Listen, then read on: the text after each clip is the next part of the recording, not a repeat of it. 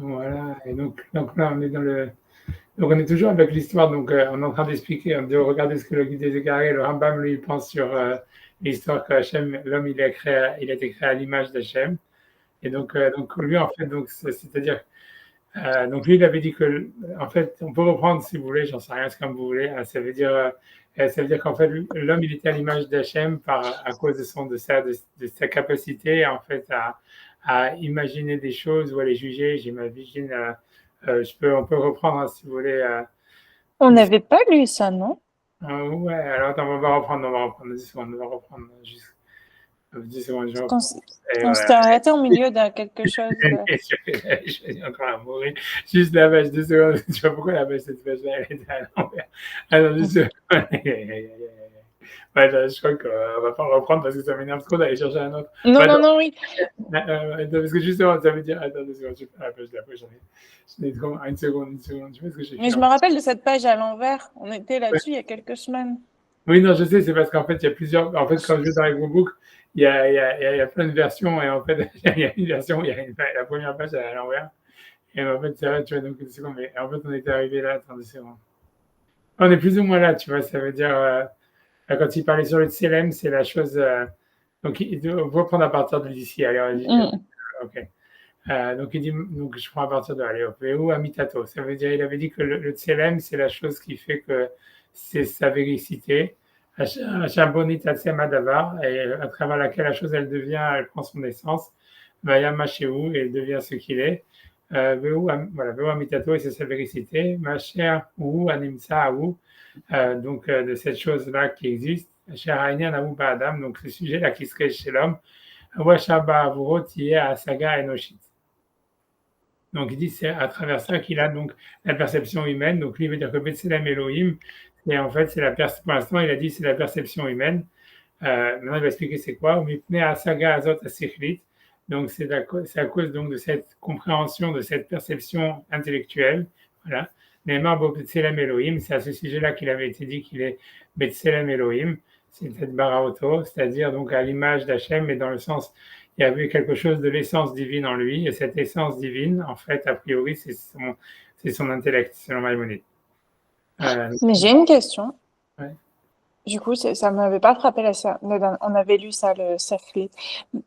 Mais en fait, ça veut dire quoi? Ça veut dire que quelqu'un qui est pas capable d'entendement, il n'est pas B'Tselem Elohim quand on dit ça? Ouais, c'est ce que Maïmonide y pense, j'imagine, tu vois, c'est ça. Oui, oui, non, non, mais c'est pas un problème dans son. Parce que si ce qui fait le Enoshit, c'est ce qui fait le Tselem Elohim, c'est la capacité à réfléchir, elle est pas vraie. Enfin, non, non, non, sans parler d'intelligence, je veux dire qu'il y a par exemple, il y a des gens qui n'ont pas du tout, et alors quoi, ils sont pas bâtis à la même, enfin, c'est pas un problème dans. Lui, il pense comme ça veut dire, c'est-à-dire que lui va penser que, par exemple, que les handicapés mentaux, par exemple, si c'est à ça que tu fais référence, ça veut dire, Ouais, ouais, ça dépend de quel degré d'handicap mental, mais ouais, lui, il pense qu'ils sont pas B'Tselem Elohim, tu vois, il va lui dire, à un moment, lui, il va dire qu'en fait, c'est-à-dire que quand il y a, comme je dis, c'est quand il va, et parce que l'idée c'est que Adam, il va le redire plus loin, je ne sais pas si on va le faire nous dans le guide des égarés, dans tout ça, mais ça veut dire qu'à un moment il va dire que Adam il a eu à 100 ans quand il s'est remarié avec Ève. Si tu veux, Adam il a eu des enfants avec Ève, un troisième fils avec Ève qui s'appelle Shet, et donc là-bas il dit à ce moment-là il a donné naissance à son image, tu vois, un homme qui était Bitsalmo, Kidmuto, à son image, etc., qui lui ressemblait. Et lui, Maïmonide, il dit oui, en fait, ça veut dire que les autres enfants, qu'il avait eu des autres enfants avant, mais ces autres enfants, en fait, ils étaient en fait, il dit pas attardés mental, mais grosso modo, ça veut dire ils étaient pas. Lui, il pense que même Caïn et Hevel, en fait, ne sont pas vraiment à l'image d'Adam, où ils n'ont pas de Tselem Elohim réel.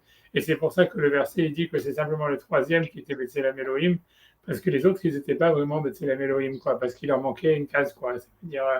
Ça veut dire quelque chose comme ça, tu vois, puisqu'ils Mais s'entretuent. ils avaient la capacité de discernement parce qu'ils Ouais, ont un le corban, choix de le faire. ouais. Non, c'est sûr, il faut un corban et tout ça, mais ça veut dire, a priori, encore une fois, pour lui, tu vois, ça veut dire le Tselem Elohim, pour lui, c'est pas quelque chose non plus qui est blanc et noir, ça veut dire, il y a des degrés, tu vois, de Tselem. Donc, lui veut dire que là-bas, en tout cas, quand on dit qu'Adam, il a donné naissance à sa qui était à son image, à Kidmuto, Kitsalmo, c'est-à-dire que c'est dans le verset, c'est comme ça. Ça veut dire, si tu veux, je veux dire, c'est Maïmonide, ne se passe pas sur rien, donc je vais essayer d'amener le verset 2 secondes, j'arrive, je vais chercher, tu vois, parce que ça choque, tu vois, 2 secondes. Mais normalement, c'est pas dans les vertus quand on dit. Enfin, moi, j'avais entendu. Rachid, il dit pas, c'est dans les actes. Ah non. Désolé, c'est pas ce que je cherchais comme parce que une seconde, je suis pas encore dessus.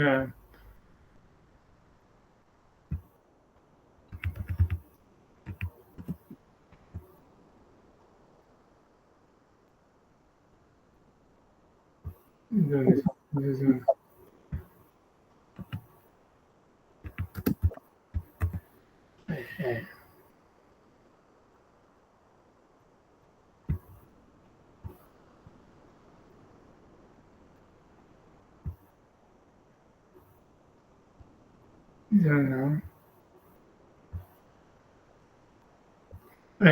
Donc je vais mettre le verset pour vous montrer. C'est-à-dire, ça, c'est quand on nous dit en fait, et ça montre aussi ça. C'est-à-dire, après, encore une fois, donc la création du monde, etc., et l'histoire de Chava, etc., il y a encore une autre chose, tu vois, comme si on nous fait un truc très bizarre. C'est, dans toute façon, on va y arriver, ben, j'aime lentement mais sûrement. Mais c'est-à-dire, après, donc, dans le chapitre 5, on nous sort un truc comme ça. Donc, ça, c'est les trucs de la Torah, c'est pas, c'est marqué. Sefer Toldot Adam. Voici le livre des engendrements de l'homme. Que c'est tout à fait bizarre de quel livre on parle, qu'est-ce que c'est, etc. C'est un truc très très étrange. En tous les cas, voilà ce qui est marqué. Je vais lire et traduire. Sefer Toldot Adam, Beyom Bero Elohim Adam Bidmut Elohim Asaoto. Donc, ceci est le livre des engendrements de l'homme, le jour où Dieu a créé l'homme dans la ressemblance de Elohim, il a fait. Alors, on dit Zahaun Keva Beraham. Et donc, une mâle et femelle, ils les avaient créés. Vaïva Chodam, et les a bénis, Vaïkra et Shemam Adam, et il leur a appelé leur nom Adam, Beyom Ibaram, le jour où ils ont été créés. Donc là, tu vois, ça veut encore un autre nom de Chava. On voit que Chava, maintenant, si tu veux, elle a 3 noms. Hein. Ça veut dire, elle a Isha, Chava, et maintenant Adam. Tu vois, puisque là, c'est tout le couple qui a appelé Adam. Mais bon, on s'en fiche, tu vois. Ce qui est intéressant, ce que moi, j'ai tout ça, c'est par la suite, c'est parce qu'il est marqué Vaïri Adam, Shoshim Umachana. Et donc, Adam, il a vécu 130 ans, Vayolek Bidmuto Ketsalmo. Et il a donné naissance à son image, comme son Tselem, Vaikrat Shimoshet. Et il a appelé son nom Shet. Et tu vois, et la question, c'est de dire, ok, mais on sait qu'il a eu des enfants avant ça. Il y a eu Caïn et Hevel, etc. Et donc, et pourquoi est-ce que le verset nous dit ici, et ce fut quand Adam, il a eu 130 ans, il a eu un enfant qui était à son image, etc., qui est Salmo, qui est Mouto. Donc, en fait, on voit, ça veut dire, on en déduit, je ne sais pas ce que Rachid dit là-bas, ce n'est pas vraiment le sujet. J'essaie de ramener ça pour expliquer. Ça veut dire qu'on voit que, en tous les cas, le Rambam, lui, va expliquer, en se basant plus ou moins sur le Midrash, etc., que avant, ça veut dire, les enfants qu'il avait eu avant, ça veut dire, il en avait, ça veut dire qu'il était Caïn et Hevel et peut-être d'autres encore, parce qu'on ne sait pas vraiment. En fait, ils étaient pas vraiment dans son Tselem et dans son doute.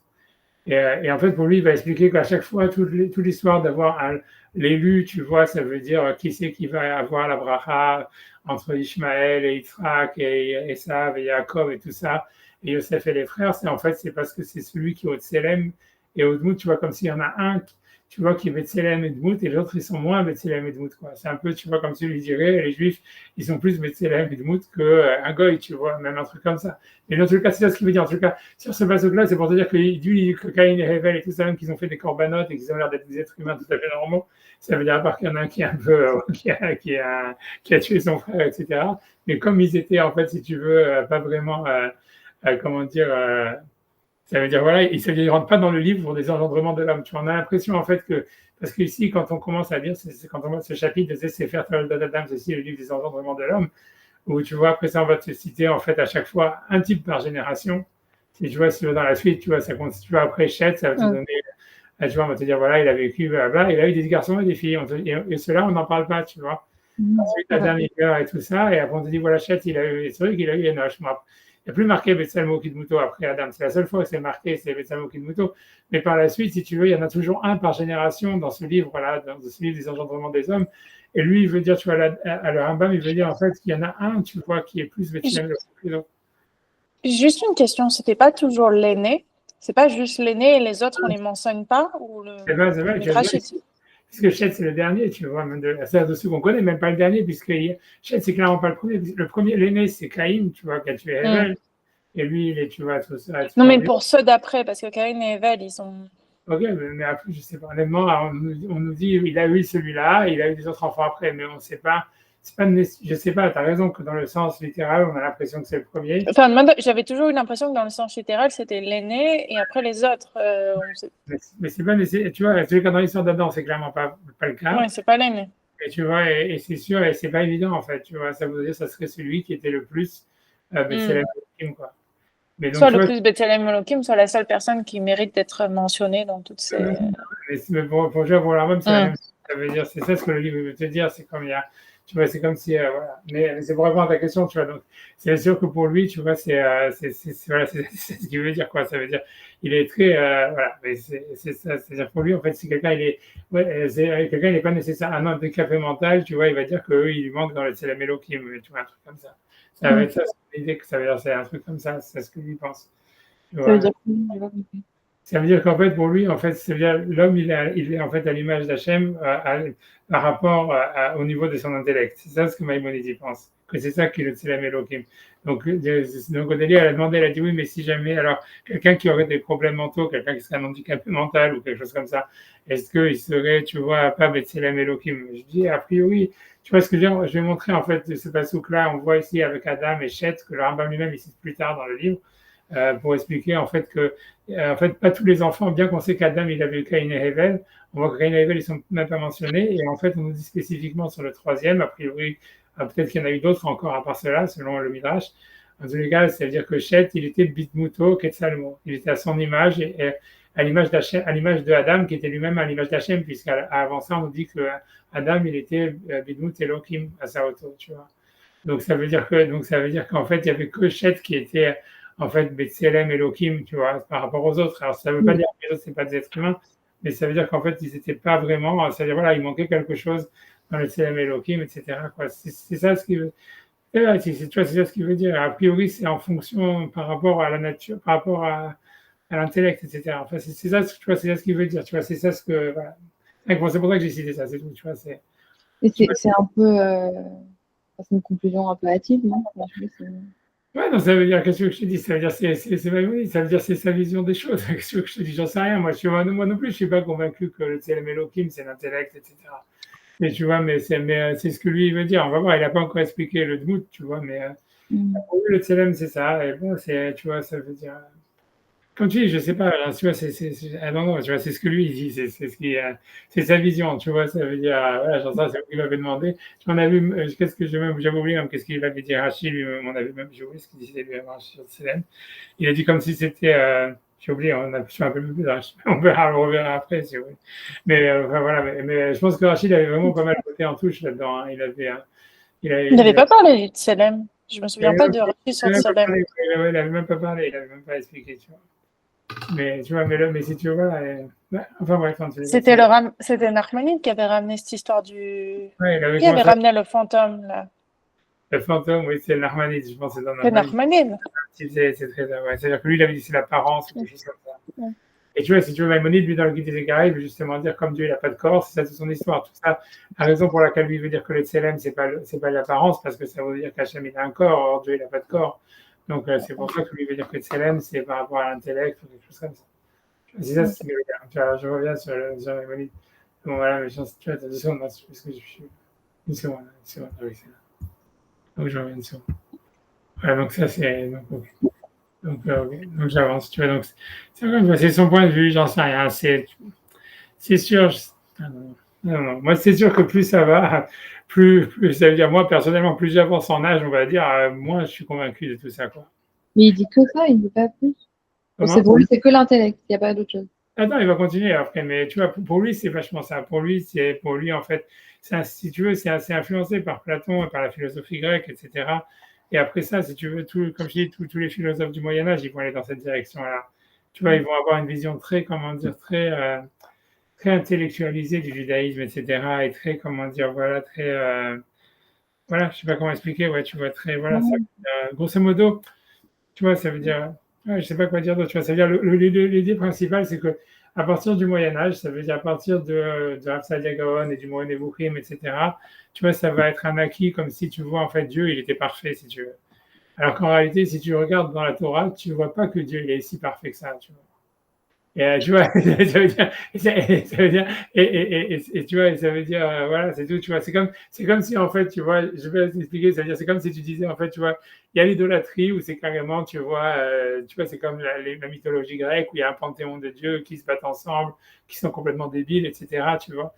Et après ça, tu vois, c'est sûr que le monothéisme, tu vois, et la Torah, etc., c'est comme si elle est venue pour dire non, en fait, il y a un sens et il y a un seul Dieu, etc., etc. Maintenant, quand tu regardes, par exemple, tu vois, c'est-à-dire objectivement, tu vois le Dieu, par exemple, de Moshe Rabbeinu, tel qu'il est décrit par Moshe, ou même par tous les prophètes, etc., tu vois que si tu veux, Hachem, si tu veux, il pique des crises de colère, tu vois, ça veut dire, il est triste, il dit, tu vois, il a comme des émotions, si tu veux. C'est bizarre, tu vois, à dire, tu vois, mais c'est parce qu'en fait, nous, ça nous paraît bizarre, parce qu'en fait, on a eu plein de siècles, si tu veux, et en fait, si tu regardes, tu vas dans la Gemara, tu vois, ça veut dire que la Gemara, elle pense que Hachem, il a des défauts. Si tu veux la différence, tu vois, c'est jusqu'au Moyen-Âge, ça veut dire la Gemara, les Midrashim et tout ça, ils pensent que Dieu, si tu veux, il a des défauts. C'est comme si tu veux, il n'est pas parfait, tu vois, il n'est pas. Et tu vois, ça veut dire, tu vois, peu importe ce que ça veut dire, est-ce que c'est à cause de l'action de l'homme qu'il n'est pas parfait? Ça ne veut pas dire qu'il est dans l'absolu pas parfait, mais ça veut dire en tous les cas que dans sa relation au monde, si tu regardes, en fait, il y a quelque chose de très humain, en fait, tu vois. Oui, Et, comment? mais ça paraît logique, non? Parce que Tu vois, ben, si tu veux, c'est pas si logique que ça. Si tu veux, ça veut dire, C'est... si tu veux, Ah, mais ça me semble totalement illogique, en fait. tu vois, Parce que c'est... ouais, tu vois, ça veut dire, ça dépend, c'est parce que tu vois, Parce je que dis, sinon, c'est pas un absolu.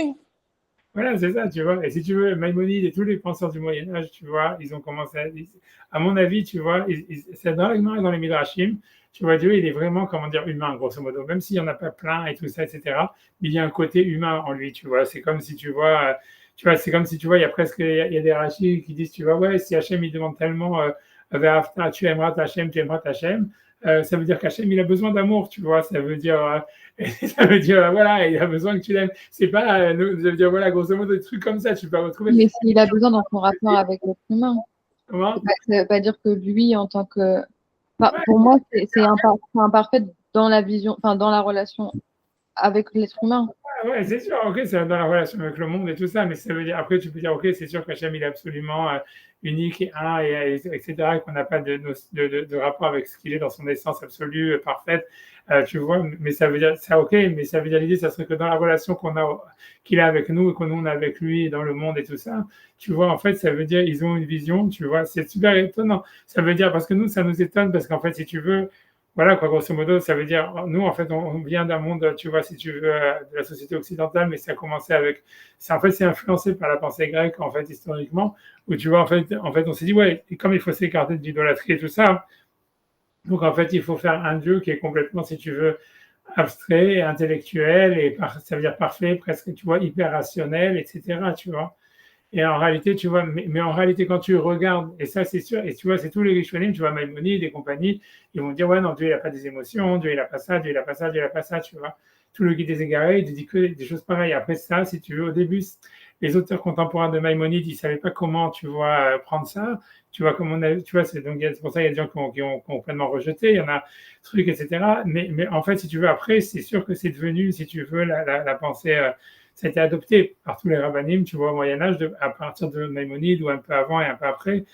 Tu vois que c'était comme ça, que Dieu, il n'avait pas besoin de nos mitzvot, que Dieu était parfait, que toutes les mitzvot c'était pour nous, que tout ça, les trucs comme ça, tu vois, ça veut dire voilà, un truc, ça veut dire une optique dans ce genre-là, tu vois, et en fait, ça fait plein de problèmes au niveau de la religion, de la Torah, parce que si tu dis, ouais, si Hachem, il n'a pas besoin des mitzvot, alors pourquoi il nous les donne? Ah, c'est pour nous, ah, d'accord, tu vois, mais ça relativise, tu vois, c'est très bizarre, au fond, ça veut dire, tu vois, ça relativise les choses, tu vois, d'une manière, je sais pas comment expliquer, tu vois, ça amoindrit, tu vois, en fait, si tu veux, l'importance des mitzvahs, au fond, tu vois, ça importe quelque part, ou le sens, etc. Mais voilà, alors que si tu regardes, ce que je veux dire, c'est que si tu regardes, en fait, dans les midrashim avant le Moyen-Âge, ça veut dire quand tu regardes la Gemara, quand tu regardes les midrashim et tout ça, et quand tu regardes, en fait, d'une manière objective, les Nevi'im et tout ça, tu vois qu'Hachem, en fait, non, il a des émotions, Hachem, il a des défauts. Tu vois, s'il a des défauts, c'est difficile de dire le mot défaut, mais des choses comme ça veut dire, alors c'est vrai, c'est dans son rapport avec nous, etc. mais c'est quand même assumé comme s'il a un côté humain, tu vois. Ici, tu vois ce que Maïmonide, il veut dire en disant, ouais, c'est l'intellect. Si tu veux, tu vois bien, en fait, qu'il enlève les émotions, tu vois. Et pour eux, tu vois, ça veut dire que dire que Dieu il aurait des émotions, pour eux, ça serait, tu vois, un truc, tu vois, une profanation, tu vois, parce que c'est une faiblesse d'avoir des émotions, tu vois. Mais Mais pourquoi l'intellect, ce sont les émotions? J'ai pas compris. parce que tu vois, l'intellect, ça veut dire, c'est comme tu vois, en fait, grosso modo, pour Maïmonide, il y a un peu ça, tu vois, quand tu vas pas sur l'âme des Neshamot et tout ça. C'est pour ça qu'il y a un côté un peu absurde dans l'histoire à la fin. Tu vois, c'est comme si ces dieux, ça serait au maximum, ça, son rapport avec l'univers, ce serait comme une sorte de grand ordinateur, tu vois, ou de, j'en sais rien, tu vois, d'une équation ou un truc comme ça, d'une énergie, tu vois, qui est complètement, tu vois, j'en sais rien, tu vois, ça veut dire un Sechel Nivdal ou quelque chose comme ça, tu vois, qui c'est quelque chose que même si c'est un intellect qu'on pourrait même pas, une volonté qu'on pourrait même pas comprendre, etc. Mais n'empêche que c'est quelque chose, tu vois, qui serait de l'ordre, en tous les cas dans la relation au monde, si tu veux, de la rationalité pure, si tu veux, d'une rationalité pure, de quelque chose qui serait de l'ordre, tu vois, de la raison, si on veut, de l'énergie pure, tu vois, quelque chose comme ça, tu vois, entre la raison et l'énergie, tu vois, une vision comme ça, tu vois. Si tu veux, cette vision, si tu veux, Einstein, il avait cette vision aussi, tu vois, du divin, du Dieu, quand il parle de Dieu qui s'exprime dans la nature. Lui, il voit ça comme si, tu vois, comme si c'était une énergie, ou, tu vois, ça veut dire une sorte de système, tu vois, quelque chose comme ça, que tu qu'à lire sur les livres, écrit, les livres qu'il a dit, etc. Tu vois, il n'est pas religieux, tu vois, du tout, mais et en fait, il est croyant d'une certaine manière, dans une croyance dans un Dieu, tu vois, qui est complètement rationnel et qui s'exprime, tu vois, comme très proche de Maïmonide, à travers les lois de la nature, etc. Tu vois, c'est pour ça que quand il dit, ouais, c'est quand il dit avant, oui, Dieu ne veut pas jouer au dé et tout ça, c'est pour ça qu'il était contre contre la physique quantique, c'est parce qu'il ne supportait pas le côté random, le côté, ça veut dire aléatoire, etc., où il n'y aurait pas de logique dedans, etc. Mais ça veut dire, et ça, c'est à plein d'endroits, tu vois, ça veut dire, ça, c'était sa croyance philosophique, je ne vais pas dire, pas par rapport scientifique, je ne sais pas scientifique, mais ça, c'est clair que il pensait, plus ou moins, il pensait comme ça, mais c'est pas le seul à avoir pensé comme ça, et si tu veux, ça, c'est le fruit, si tu veux, de toute la pensée grecque, depuis Aristote, etc., en Platon, et qui en fait, si tu veux, qui a en fait, si tu veux, été ensuite introduit, tu vois, par les penseurs du Moyen Âge euh, dans le judaïsme, tu vois, et ensuite, si tu veux, c'est devenu la doxa, si tu veux, de penser ça. Moi, tu vois, voilà, c'est ce que je veux dire, mais je pense que quand tu regardes les Midrashim, si tu veux, réels, ça veut dire avant Maïmonide, etc., tu vois, on voit, et quand tu regardes la Torah vraiment, tu as l'impression que Dieu il est beaucoup plus humain que ce qu'on dit. Ça veut dire, tu vois, ça veut dire qu'il a des émotions, que tu vois qu'il a besoin, tu vois, on te dit, voilà, qu'il a des arrières, miroirs. Tu vois, le Rambam, il dit, tu vois, il a un problème, il dit, mais qu'est-ce que ça veut dire qu'Hachem, c'est une odeur agréable pour lui, les sacrifices, tu vois, que les sacrifices, c'est son pain qu'il mange. Et tu vois, alors à chaque fois, il va dire, ouais, comment dire, Des images. des images, voilà, pour dire que comme tu as fait la volonté d'Hachem, alors il est content, tu vois. Mais tout ça, mais tout ça, tu vois, et ça fonctionne pas avec la halakha, et c'est très, tu vois, ça marche très mal avec, en fait, avec le texte, tu vois, ça marche très mal, et avec le texte, et avec les mitzvot, etc. Tu vois, et en fait, moi, je sais pas, tu vois ce que je veux dire. Moi, tu vois, tu vois, ça veut dire, moi, plus ça va, plus je comprends, plus je pense, tu vois, qu'en fait, il y a une sorte de la même manière que l'idolâtrie, tu vois, c'est sûr que tu vois, c'était une erreur, et que c'est clair que la Torah, elle est venue se battre contre l'idolâtrie, que c'était en fait le fait de croire qu'il y avait plusieurs dieux qui avaient aucun, tu vois, qu'ils avaient aucun sens, qu'ils étaient complètement cinglés, tout ça, etc., et qu'ils se battaient entre eux. Je pense, en fait, tu vois, avoir une vision, en fait, hyper, tu vois, comme ça, rationalisée, en fait, du monde, etc., et de Dieu et tout ça. Je pense aussi, tu vois, c'est parce qu'on a voulu s'éloigner de l'idolâtrie au maximum, mais je pense qu'au fond, je pense pas que c'était ça la véritable vision, tu vois, de la Torah. Tu vois, je pense que la vision de la Torah, elle envisage un Dieu qui a, tu vois, ça veut dire qui cherche à faire le bien et tout ça. Et c'est hyper complexe de comment ça marche. Tu vois, comment est-ce qu'il y a une justice, comment tout ça, comment il y a comment tout ce que tu veux. Ça veut dire comment ça fonctionne et tout ça. Mais je pense qu'au fond, tu vois, ça veut dire, au fond, tu vois, il faut accepter un Dieu qui a des émotions, tu vois, tu vois, ça veut dire qu'il a besoin d'amour ou des choses comme ça, tu vois, et tu vois, que pour lui, c'est que quand on fait des corbanotes ou des tfilotes, pour lui, c'est vraiment, tu vois, que c'est pas juste parce il veut pour notre bien à nous qu'on ait de la émouna, donc il nous dit de faire des tfilotes, tu vois. Je pense, tu vois, tu vois, ça veut dire que, je pense que, tu vois, il y a quelque chose, tu vois, il y a un sens, tu vois, beaucoup plus, tu vois, il y a quelque chose de beaucoup plus charnel, si tu veux, là-dedans. que la relation avec Hachem, elle est plus intime que tu vois ce que Maïmonide il veut dire, etc. Tu vois, et que voilà. Et moi, je pense que je vois que le Tselem Elohim, il est vraiment plus vraiment du côté vraiment de l'humain, tu vois. Ça veut dire que de la même manière que l'homme, en fait, il a tout ça, il a des à part qu'il a un intellect, il a des émotions, etc. Que tout ça, ça fait un. Moi, je pense, tu vois, qu'en fait, le Tselem Elohim, il est là. Ça veut dire, c'est dans la capacité qu'on a à être en même temps rationnel, à être en même temps émotionnel, à être en même temps, tu vois, tout ça. Et comme dans l'univers, il y a tout ça. Et en fait, c'est que Hachem lui-même, en tous les cas, dans sa relation à l'univers, c'est à travers tout ça. Ça veut dire qu'en fait, il gère l'univers, tu vois. C'est ça, si tu me demandes ma vision à moi qui pose qu'elle vaut, tu vois. Je veux dire, tu vois, je suis pas du tout un auteur connu, quoi que ce soit du judaïsme. Mais c'est dire, plus, moi, en tous les cas, si tu veux, si tu veux, je sais pas, tu vois, j'ai l'impression de plus en plus comme ça, tu vois. Je pense aussi parce que, tu vois, genre, en tous les cas, quand tu regardes, tu vois, par exemple, les Midrashim, surtout le Tana des Viliaou et des trucs comme ça, tu as vraiment l'impression, tu vois, ce qui est sûr, c'est quand tu lis les Midrashim, tu vois qu'eux, ils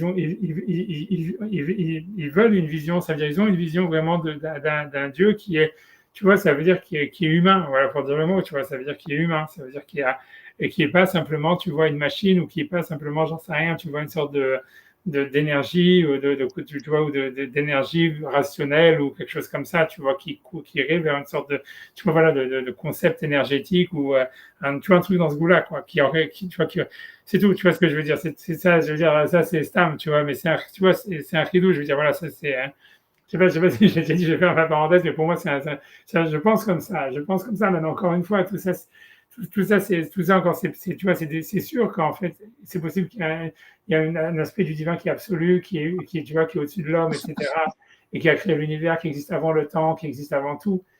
Mais tu vois, mais je pense, tu vois, au fond, que dans la Torah, ça veut dire que quand on nous dit de faire les mitzvot et d'être juif et d'aller en Israël et tout ce que tu veux, c'est tout ce qui est lié en fait avec les actions de l'homme. En fait, c'est pas juste. Tu vois, ça ne veut pas s'expliquer juste parce que en fait c'est logique de le faire, tu vois, ou c'est un sens de le faire, ou parce que c'est pratique de le faire, ou quelque chose comme ça, tu vois. Je pense que ça s'explique parce que tu vois, en fait, voilà, c'est whatever, tu vois, c'est quand on dit voilà, Hachem il a choisi la terre d'Israël, il a choisi le peuple d'Israël. Et ça veut dire que c'était des choix, en fait, complètement, ça veut dire arbitraire, tu vois, grosso modo, ça veut dire, c'est tout. Parce que tu vois, c'est comme quelqu'un, tu vois, qui choisit d'habiter quelque part, il choisit de se marier avec quelqu'un, et c'est arbitraire, tu vois, ça veut dire, c'est pas, tu vois, ça veut dire, il y a pas un ordinateur hein, qui lui dit, voilà. Mais je pense, tu vois, que tous ces méchalim, tu vois, qui disent, tu vois, voilà, qui disent que le peuple d'Israël, c'est comme la femme d'Hachem, etc., tous ces trucs-là, c'est pas juste des méchalim, tu vois, comme Maïmonide veut dire, etc. Je pense que c'est plus vrai, tu vois, ça veut dire, il y a vraiment un amour charnel d'Israël, d'Hachem pour Israël. Je pense comme ça, tu vois, encore une fois, je veux dire, voilà, mon avis, je vois ce qu'il vaut, mais si tu me demandes moi, et c'est, à mon avis, c'est la Mélokim, tu vois, je pense comme ça. Je pense, tu vois, c'est ça ce que je pense. Mais c'est sûr que Maïmonide, il veut réfuter cet avis-là. Tu vois, pour être honnête, c'est-à-dire, lui, il veut dire non, tu vois, il veut dire non, c'est le Tselem Elohim, c'est l'intellect, c'est la raison, etc., etc. Et tu vois, et pour lui, tu vois, tout passe, tu vois, ça veut dire la volonté d'Hachem, elle a travaillé la nature, et voilà, et c'est tout, tu vois, après ça, et dans les lois de la nature, voilà. Et la seule chose qui va simplement se permettre de dire sur Hachem, qui serait presque humain, c'est de dire qu'il a une volonté. Et que cette volonté, elle s'exprime à travers les lois de la nature, les lois de la physique, quoi. Et que cette volonté, elle est que les choses puissent exister, ou qu'elles existent d'une certaine manière à travers les lois de la nature et de la physique. Mais tu veux, voilà, c'est tout, tu vois, ça veut dire. Et si tu veux, encore, à part ça, pour dire plus de ça, c'est d'une manière générale, tu vois, c'est que pour Maïmonide, à part ça, lui, pour l'être humain, pour Maïmonide, dans l'univers, c'est quelque chose de secondaire, tu vois. C'est-à-dire que pour lui, il veut dire, en fait, tu vois, ça veut dire, c'est la même chose, tu vois, pour Einstein, etc. Ça veut dire que, c'est-à-dire, ils n'ont pas une vision, si tu veux, comment dire, ethnocentrée, je sais pas, ethnocentrée, humanocentrée, tu vois, tu vois, de la vision, tu vois, du rapport qu'on a avec l'univers. Pour eux, c'est l'univers, il existe, tu vois, l'homme, c'est un petit grain de sel dans l'univers, c'est un petit machin. Et en fait, il est là il a un rôle, tu vois, pour réguler la nature, peu importe, etc. Mais si tu veux, voilà, donc pour eux, si tu veux, l'humain, c'est pas le centre du monde, c'est pas quelque chose qui est central, en fait, dans l'existence de l'univers de manière générale. Tu vois, pour eux, les étoiles, ou j'en sais rien, tu vois, le mouvement des planètes et tout ça, etc., il est vachement plus important. Tu vois, ça veut dire qu'un être humain, quoi, puisque l'être humain, en fait, c'est une quantité négligeable dans l'univers. Tu vois ce que je veux dire? C'est ça leur vie, tu vois, c'est ça sa vision, c'est ça la vision de Maïmonide, c'est ça la vision en fait de plein de scientifiques, tu vois. Ça veut dire c'est normal parce que en réalité si tu regardes sur l'univers, on n'est pas grand chose, tu vois. Tu vois, et donc mais tu vois, moi j'en sais rien, tu vois, je suis pas, c'est-à-dire, moi je suis pas convaincu de tout ça, c'est-à-dire, voilà, ça c'est sa vision, tu vois, pour lui donc et en fait c'est pour ça que pour lui le Tselem Elohim de l'homme, il est très minimal, tu vois, tu vois, voilà, il est doué d'intelligence et il a une conscience humaine, tu vois, qui serait à l'image du divin par rapport au niveau de cette conscience, tu vois. Mais qu'est-ce que ça veut dire ça s'il n'y a pas d'émotion? Ça, j'arrive pas à comprendre. Ça veut dire la capacité de raisonner et de prendre des décisions, elle est forcément. Enfin, sinon, c'est des machines, c'est pareil. S'il n'y a Ouais, pas d'émotion, c'est un comportement automatique. C'est pas différent des animaux. ouais, tu vois, je sais pas si c'est automatique, mais ça veut dire que tu peux te tromper, tu peux faire des erreurs, etc. Parce que pour lui, tu vois, ça veut dire, si tu veux, Maïmonide, lui, il a une vision dualiste, tu vois, ça veut dire de la relation entre l'esprit et le corps. Tu vois que si tu veux, c'était la vision, encore une fois, du Moyen Âge. Ça veut dire que dans tout le Moyen Âge, en fait, jusqu'à Freud à peu près, ou un peu avant, si tu veux, ça veut dire qu'on avait une vision, en fait, ça veut dire la manière de regarder, en fait, comment l'homme il fonctionnait, tu vois, que c'était plus ou moins lié avec, comme ça on interprétait le Yetzirah Tov et le Yetzirah Ra. Ça voulait dire en fait, c'est que l'homme d'un côté, il a des pulsions animales, tu vois, des pulsions animales, voilà, qui sont animales, voilà, c'est tout. Et il a de l'autre côté son intellect qui en fait s'oppose en fait à ces pulsions animales, qui cherche à les gérer, etc. Et qu'en fait, donc il y a un duel, il y a une sorte de dualisme entre les deux. Tu vois, donc pour lui, en fait, ça veut dire l'idée, c'est nous, on n'est pas des robots, mais ça veut dire que l'homme, il est B'Tselem Elohim dans le sens où il est capable, si tu veux, de prendre des décisions rationnelles en s'opposant, tu vois, à ses pulsions animales. Tu vois, ça, c'est la vision, tu vois, tu vois, si tu veux, c'est la vision de Maïmonide, c'est la vision de la morale classique, tu vois, du Yetzer Tov, du Yetzer Hara, etc. Tu vois, toi, ce que tu dis, c'est parce que toi, tu te passes déjà sur un truc, tu vois, freudien, en disant, non, mais en fait, notre intellect, il fonctionne par rapport à nos émotions, et nos émotions, elles sont liées avec tout ça. Et tu vois, ça, si tu veux, c'était pas, en fait, tu vois, ça veut dire que, encore une fois, au Moyen-Âge ou jusqu'à Freud, etc., on n'a pas, tu vois, dans la Torah, de manière claire, il n'y a pas vraiment ça, tu vois, dans la Torah, il y a vraiment un côté dualiste, pour le coup. Et ça, tu retrouves déjà dans les Midrashim, où c'est, tu vois, c'est style, voilà, est-ce que tu veux faire le bien ou le mal, etc.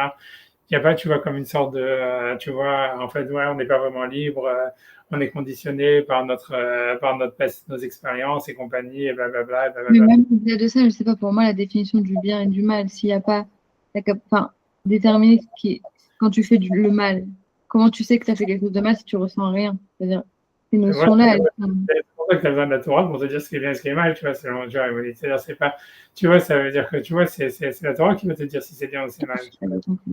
Tu vois, ça veut dire si tu veux, que quand Caïn, il a tué Abel, en fait, lui, tu vois bien, puisque le crime, si tu veux, c'est quand même une des avérotes les plus graves, elle arrive vraiment, tu vois, naturellement, d'après la Torah tout de suite, tu vois, ça veut dire, dès qu'il y a deux frères, la première chose qu'ils font, c'est qu'ils s'entretuent, tu vois. Et ça veut dire, et tu vois, on voit bien que Caïn, en fait, si tu veux, il n'est pas du tout conscient d'avoir fait quelque chose de grave quand il a tué Abel. Tu vas dire, bon, je vois, qu'est-ce que je suis le gardien de mon frère et tout ça, etc. Et Hachem, il lui dit, il est obligé de lui expliquer, il dit, mais tu ne te rends pas compte, le sang de ton frère, il crie de moi, de la terre et tout ça, etc. Machin, blablabla. Tu vois, ça veut dire, c'est pas. Tu vois, si ça paraît étrange, hein, ça nous paraît super bizarre en disant, tu vois, je veux dire, tu vois, comment c'est possible, mais tu vois, ça veut dire, en tous les cas, dans la Torah, c'est décrit comme ça, tu vois, ça veut dire, tu vois, c'est que voilà, il n'y a pas de. Tu vois, il y a pas, on n'a pas la, tu vois, je sais pas quoi dire, tu vois, mais ça veut dire, ouais, ça veut dire, on ne dit pas, ouais, tes émotions, elles vont te dire qu'est-ce qui est bien, qu'est-ce qui est mal et tout ça, tu vois, c'est plutôt, la Torah, elle va te dire qu'est-ce qui est bien, qu'est-ce qui est mal, et les émotions, elles viennent après, si tu veux, comme si je sais pas comment dire, tu vois, elles sont construites à partir, tu vois, de l'intégration qu'on a fait de la Torah, tu vois, des trucs comme ça. Mais tu vois, d'après la Torah, on n'a pas vraiment, nos émotions, elles vont pas nous guider vraiment, tu vois, à faire le bien ou le mal, quoi. Ou, tu vois, même, tu vois, ça veut dire, tu vois, ça veut dire, voilà, j'en sais rien, voilà, d'un coup, on le voit, ça veut dire, on le voit, malheureusement, on le voit tous les jours, hein, je veux dire, tu vois ce que je veux dire. Je veux dire, ça veut dire, tu vois, quand tu te dis qu'est-ce qu'ils ont fait le 7 octobre et tout ça, tu vois, ça veut dire, tu vois, eux, ils sont persuadés d'avoir vraiment fait un acte, je sais pas, de Gdoucha et je sais pas exactement, d'avoir été les plus grands héros du monde après avoir fait ça, tu vois ce que je veux dire. Tu vois, ça veut dire, donc voilà, c'est tout, tu veux pas te fier, tu vois, sur les émotions. Non, mais voilà, je sais pas, ouais, donc je sais pas, ouais, je sais pas si ça a expliqué un peu ce que ça veut dire. En tout cas, voilà, tu vois, Maïmonide lui pense comme ça veut dire, en tout cas, dans sa vision à lui, qui est une vision, tu vois, ça veut dire que honnêtement, c'est la vision majoritaire de tous les rabbinim à partir de lui, en tous les cas, ou un peu avant lui. Voilà, c'est que vraiment, tu vois, Hachem, c'est la relation qu'on a avec Hachem, elle est à travers la raison et tu vois, la rationalité ou des choses comme ça. Tu vois, je pense que, ouais, je pense que si maintenant on est un peu plus critique par rapport à ça, c'est parce que les machines existent, qu'elles n'existaient pas à l'époque de Maïmonide, tu vois. Ça veut dire que comme maintenant, nous, on a des ordinateurs avec des machins, donc on se dit quoi, Dieu, ça va être un ordinateur. Mais je pense qu'à leur époque, ça n'existait pas les ordinateurs, donc pour eux, ça leur paraissait pas si, tu vois, incroyable de penser qu'Hachem, ça soit une sorte, tu vois, de machine ou de quelque chose qui se trompe jamais, tu vois, ou un truc comme ça. Non, il avait prédit qu'on aurait des machines qui nous permettraient d'étudier toute la journée. Oui, c'est OK. Ouais, d'accord, ouais, Non, ils avaient prédit le concept. Non, il y ouais, a autre chose, il y a la capacité de raisonnement. Ça marche différemment, en fait.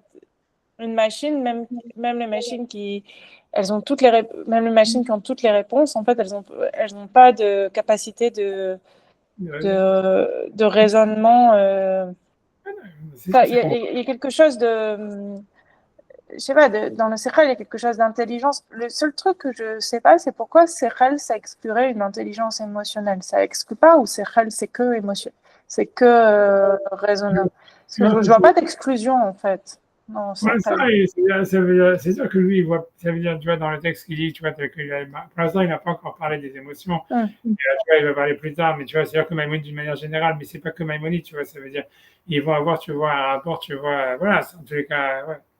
Tu vois, ça veut dire que Non, pour eux, mais je vois son point, parce que les animaux, ils sont aussi capables d'émotion. Mm. voilà, c'est ça, Si tu voilà. as des animaux de compagnie, ils sont aussi capables d'émotion. Et la différence qu'il y a, c'est et on ne dit pas d'eux qui sont B'Tselem Elohim, alors que oui, ils ont des émotions. Je sais pas, il y a plein de chiens Ah, pas que les chiens, qui se laissent mourir quand leur maître il meurt. C'est-à-dire, ils refusent de manger, enfin, de l'attachement, des émotions, des trucs, ou qui sont tristes. Enfin, il n'y a pas que ça, alors, c'est les émotions, elles sont pas que humaines, en fait. Elles sont bien sûr, animales aussi. Enfin, moi, je bien pense sûr, qu'il y a plein bien sûr. d'animaux qui ont plus d'émotions que certains humains, quoi. Enfin, C'est certain, c'est aucun doute, tu vois, sur ça. Tu vois, c'est-à-dire, il n'y a pas que les animaux domestiques. Ça veut dire, quand tu vois dans les, tu vois, ça veut dire dans tous les, tu vois, je veux dire, voilà, c'est cette fameuse voix de Shiloh Haken, etc. Et tu vois bien que les animaux, ils s'occupent de leurs enfants, etc., etc. Ils ont l'instinct maternel, l'instinct paternel, tout ça, ça existe dans la nature et très, très, très développé, beaucoup plus que chez l'homme actuellement, tu vois. Ça veut dire voilà, ça veut dire, voilà, c'est sûr. Il n'y a pas que ça, tu vois, l'instinct sur tout ça, même quand il y a un gros, tu vois, ça veut dire quand il y a des troupeaux, tu vois, des animaux qui se sacrifient pour le troupeau, tu vois, c'est naturel chez eux de sacrifier pour le groupe, etc. Et donc, ça veut dire, voilà, c'est tout ça, ça veut dire que c'est sûr que, comme tu dis, mais moi, ce que je pense que malgré tout, tu vois, c'est justement, le Tselem Elohim, c'est l'alliance, tu vois, des deux. C'est pas que le cerveau, c'est pas que la rationalité, c'est le fait qu'on est capable, tu vois, ça veut dire d'avoir des émotions et de la rationalité et qu'on gère, en fait, des choses qui sont en fait multiples en nous et tu vois, et plurielles et des contradictions, tu vois. Et moi, j'ai Mais l'impression. peut-être ce qu'il dit, du coup, c'est que comme les animaux, ils n'ont pas ça, alors c'est ça la différence, quoi. Ouais, c'est ça, ouais. c'est moi qui dis ça, mais Non, c'est sûr, t'as raison, c'est sûr que c'est ça ce qu'il veut dire. je Et alors pense que que toi, c'est pour ça, Là, parce ça que a plus de sens, du coup. Enfin, moi, je comprends. comment? Pour moi, c'est plus, ça a du sens maintenant. Ouais, ouais, ouais, c'est ça ce qu'il veut dire, c'est ce qu'il veut dire. C'est sûr, c'est ça ce qu'il veut dire. Ok. Ouais. Ok, ok, donc, on venait à Saga, donc je suis dans la deuxième ligne, tu vois, on venait au milieu de la ligne, là, voilà. On venait à Saga Azot, à Sikli, donc à cause de cette perception intellectuelle. Neymar Bo Betselem Elohim Bara Auto, donc c'est pour ça qu'il a été dit à son sujet, qu'il a été créé Betselem Elohim, ça veut dire à l'image de Dieu, ou peu importe ce que ça veut dire dans la structure de Dieu, parce qu'il n'a pas encore, voilà, il va essayer d'expliquer après la traduction du mot de Selem, enfin il va reparler de ça, au Kant Neymar, et c'est pour ça qu'il a dit Salmam Tivze, donc on avait vu, ça parlait des Rechaïm dans Tehilim, ça voulait dire que Hachem, tu vois, ils détruisent leur apparence ou quelque chose comme ça, mais ce qu'il voulait dire, lui, veut dire c'est l'essence, lui, ce qui veut dire que les Selem, ça serait l'essence. Et qu'il va abisayon d'avec benefesh, achar hi atzua minit. Ça veut dire que le bisayon, puisque là-bas, il demande donc comment dire, je sais pas, de faire la montre au Rechaïm. Donc ce bisayon, il est collé à l'âme qui est Atsua Amenit, donc qui serait la forme de l'espèce humaine. L'autre Hunata Evarim Betaoram, mais pas la forme des membres et leur aspect. Donc pour lui, c'est surtout ça, tu vois, le problème, tu vois, c'est surtout ça ce qu'il voulait éviter. Il voulait dire, quand il voit Dieu, il n'a pas de corps, et si on n'est pas Betselem Elohim à cause de notre corps. Divchen Omar, et ainsi il va dire, je vais dire qu'il y a Siba Bikriat Tzlamim Tzlamim, c'est la raison pour laquelle on appelle donc les Tzlamim, donc les statues, on avait vu Tzlamim, ça veut dire justement statue, mais ça veut dire Aïnou Amevukash Mem Inyan a Nershav. Inyanam a Nershav. C'est-à-dire qu'il veut dire que dans la statue, on voit le symbole de la chose. Ça veut dire on voit ce qu'elle est dans son essence, ou le symbole de la chose dans son essence. L'autre Munatam Vetoharam, mais c'est pas vraiment important de la statue, c'est pas la forme de la statue et son aspect, mais en fait c'est la chose, elle représente la chose à laquelle elle fait référence. Et donc c'est pour ça donc on avait vu l'histoire de Kanamu Betsal Metechorechem, et c'est ainsi que le passage qui dit là-bas sur les tzlamim des hémorroïdes, qui a un nirsa mehem inyan d'achut chosek atechorim lotoa atechorim. Ça veut dire que si eux, donc les Philistins, ils avaient fait ces statues qu'ils avaient mis dans l'Arche sainte, c'était ce qu'ils voulaient, c'était repousser donc la maladie, ou ça veut dire le problème qui était ça. Donc c'était pas, ils étaient pas intéressés par la forme des hémorroïdes, mais ils étaient intéressés par je sais pas, le problème des hémorroïdes, chosek atechorim, ça veut dire, j'en sais rien. Et donc ils voulaient le repousser en envoyant ça avec l'Arche sainte à travers les statues. Donc ce qui veut dire, c'est que la statue, elle représente un concept, voilà, si tu veux, plus général, et une essence, et donc c'est pour ça que ça s'appelle Tselem, parce qu'en fait c'est un référent à quelque chose de plus absolu, de plus essentiel, et pas de la forme. L'Otorah Techorim, pas la forme. Donc il dit Ve'imni Afshar Mebilti Yot Salme Techorechem Ve'Slamim Nikraim Ken. Voilà, donc c'est pour ça que c'est impossible de dire que les Salmim des Techorim, donc de ces hémorroïdes, les Salmim, voilà, les Salmim Nikraim Ken, qui soient appelés ainsi, et Pinatzmuna Vatora à cause de la forme et de l'aspect. Yimken Selem Shem Mishtatef ou Mistapek.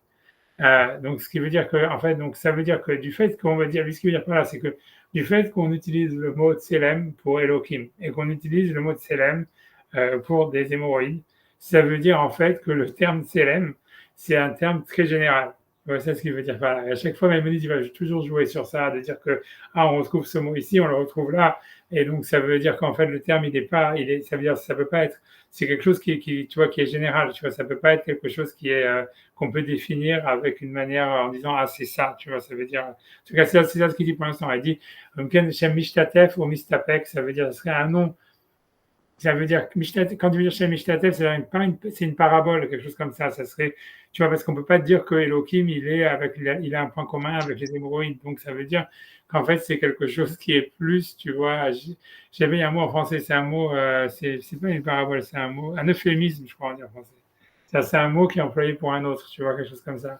Non, un euphémisme, c'est dire le moins pensé le plus. Ok, alors c'est pas ça. Alors, je sais plus, qu'est-ce que c'est.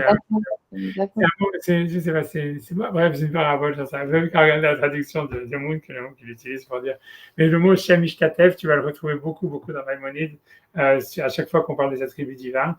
Il veut dire non, en fait, ne croyez pas que ça veut dire ce mot-là. Même si ce mot-là, comme les mains d'Hachem, par exemple, on le retrouve chez l'homme, on le retrouve chez le chimpanzé, on le met sur Hachem, ça ne veut pas dire que c'est les mêmes mains, quoi. C'est ça ce qu'il veut dire ici. Donc, il veut dire, si le mot Tselem, tu vas le retrouver sur des hémorroïdes, tu le trouves sur Elohim, c'est sûr que c'est pas la même signification. Donc c'est un Shem Mishtatef, c'est-à-dire c'est un nom qui a plusieurs significations, tu vois. C'est ce qu'il veut dire. En Mistapek, ou bien un nom qui est, tu vois, ça veut dire douteux. Ah, c'est un homonyme en hébreu moderne, Shem Mishtatef. Ok, un homonyme. Ok, mais ouais, mais ici, tu vois, c'est passé. Ouais. Homonyme, c'est deux mots différents pour dire la même chose. Okay. Non, un homonyme, c'est deux mots qui s'entendent de la même manière et qui ne veulent pas dire la même chose. Ok, voilà, un truc comme ça, tu vois. C'est un homonyme, ça veut dire, il veut dire que le mot de Tselem, il peut être écrit de la même manière et se prononcer de la même manière et vouloir dire quelque chose de différent. Voilà, c'est ce qu'il veut dire. Et donc ici, il veut dire, donc ok, là, il veut dire par là que c'est en fait, ça serait une idée d'essence, mais que même cette idée d'essence, elle serait pas, tu vois, on va dire, je sais pas comment dire, elle serait pas définie, tu vois, elle serait pas, tu vois, c'est pas, voilà, même si on va parler de l'essence, du symbole des hémorroïdes, quand on va parler du Tselem Elohim, que là, mais les Tselem Elohim, c'est pas la même manière de Tselem, quoi. C'est le même concept, il y a quelque chose de, si tu veux, commun, au sens du mot, mais clairement pas nécessairement la même chose exactement. C'est ça ce qu'il veut dire. Tu vois, et donc ça parle d'une forme qui est liée à une espèce, ou bien sur une forme angélique. Donc je ne sais pas ce qu'il veut dire par là, il veut dire que c'est quelque chose qui n'est pas la forme physique, en tout cas pas quelque chose qu'on peut voir, tu vois, c'est ce qu'il veut dire, c'est un concept, grosso modo. C'est un concept, etc., qui définirait l'essence d'une chose. Et donc après ça, il veut dire que par la suite, le mot, il a été, on va dire, utilisé sur la structure des choses matérielles et leur fonctionnement, on va dire, leur nature et leur forme. Mais il veut dire que le sens premier, c'est quelque chose, c'est un concept abstrait qui parlerait sur l'essence d'une chose. Donc il dit, maintenant il revient sur l'histoire de Veya Nirse Bamro Naase Adam Betsalmenu. Donc il veut dire, donc maintenant revenons, quand il revient en passage de qu'est-ce que ça voudrait dire quand ils disent faisons un homme à notre image, Atsura Minit, donc ça veut dire ça serait la forme de l'essence, on va dire, de l'espèce humaine, Asheri Asaga Asiklit, qui est la perception intellectuelle, Lo Atmuna Vatoar, et donc pas la forme ni l'aspect, donc pas la forme du corps ni l'aspect. Ok, donc il dit, maintenant on a compris donc il y a une différence entre le mot tselem qui ne voudrait pas dire la forme physique et toar qui veut dire la forme physique puisqu'il est utilisé au niveau des imaot, etc. Ou bien nous il y a une tselem et on a expliqué maintenant c'est quoi le tselem, donc comme il veut dire que c'est l'essence d'une chose qui la symbolise ou qui la. Donc ici c'est l'essence de l'espèce humaine qui serait par rapport à l'animal, la capacité à avoir une réflexion intellectuelle, à juger des choses et à les conceptualiser. Puisque maintenant il y a marqué Betselem ou Dmutenu. Donc maintenant il veut dire Udmut Rushem, donc un seconde, espérons que ce n'est pas à l'envers. Rushem min dome, Vugamken Dimion Benyan. Donc il dit le mot Dmut, c'est clair que ça vient du mot dome qui veut dire ressemblance. Le Vugamken Dimion Benyan, donc ça serait donc quelque chose, c'est ressembler à quelque chose d'une certaine manière. Comme Damiti Likat Midbar. Donc ça veut dire Damiti Likat Midbar, ça veut dire c'est un passage dans Télim où David il dit je ressemblais à une perdrix du désert. Il va dire on peut regarder le passage comme ça, mais c'est ce qu'il dit, tu vois. Et là-bas c'est quand il parle de sa dépression. Il dit Haïti Kechos Karavat, j'étais comme je sais pas, on peut regarder, j'étais comme un tu vois, on va regarder le passage, on va regarder tous les autres trucs, on va regarder ça 10 secondes. Ok, je vais essayer de l'écrire, tu vois, 4 0.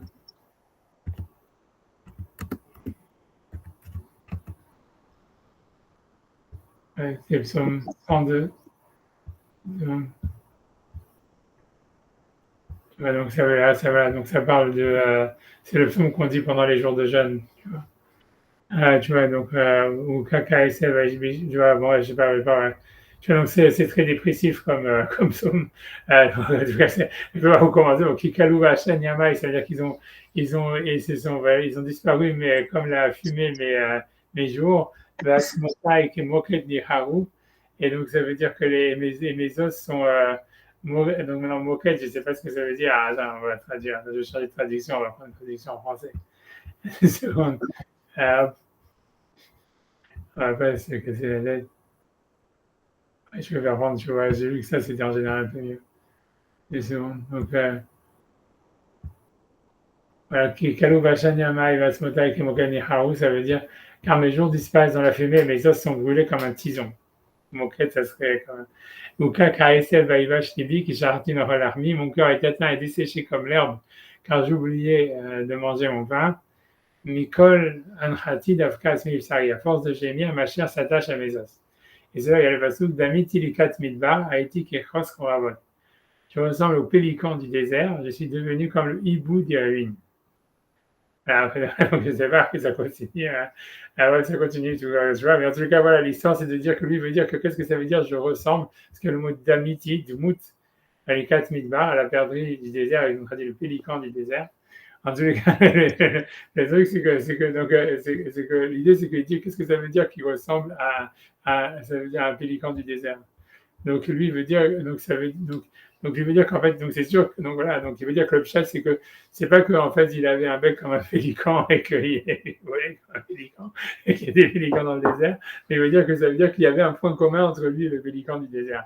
Et lui, il veut dire que c'est ça l'explication avec, c'est ça l'idée du Kidmuto. Donc, je remets le truc. Donc, c'est ça, donc c'est pour ça qu'il a cité ce passage. On dit, Damit, il est 4 midbar, c'est-à-dire je ressemblais au pélican du désert. Lo Shidama Liknafea Benotsata, ça veut pas dire, ça veut dire qu'il veut pas dire que David, il dit pas j'avais des ailes et j'avais des plumes. Aval Dama et Vlo, mais il a fait ressembler, ça veut dire sa tristesse, son deuil, les Avela. Donc je sais pas, ça veut dire au deuil de la perdrix. Alors je sais pas exactement pourquoi le pélican et la perdrix, ils sont en deuil dans le désert. Mais j'en sais rien, je sais pas. En tout cas, il m'a dit qu'il épilogue pas. Mais ce qui veut dire par là, ça veut dire, ce qui veut dire par là, Oui, c'est c'est que dans ses actions, son comportement, quoi.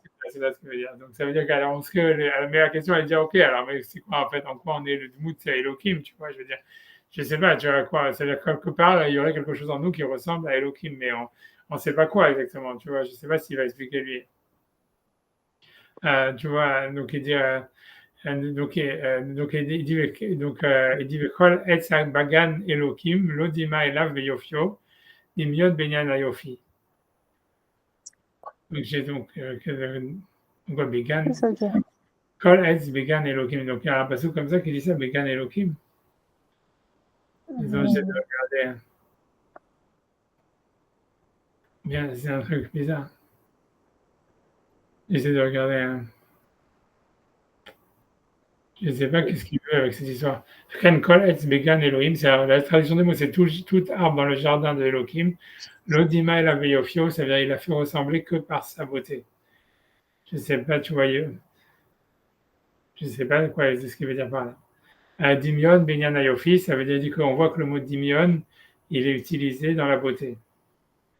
Là, je peux regarder si c'est allusion à un passage, je vais Google, je vais regarder sur le moteur de recherche là-bas.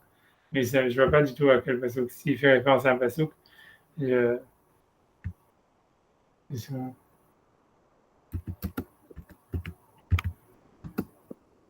Je vais faire comme ça.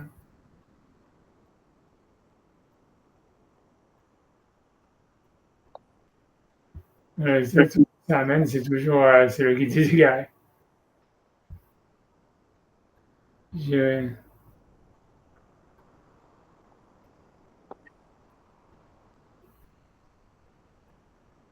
Ah si, c'est un peu dans Yechiskel. La médaille, je crois. Attention, j'essaie de regarder.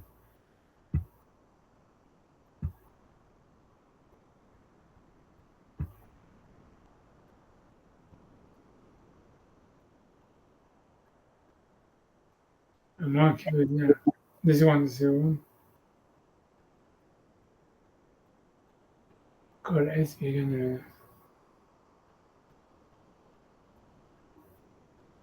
Seconde.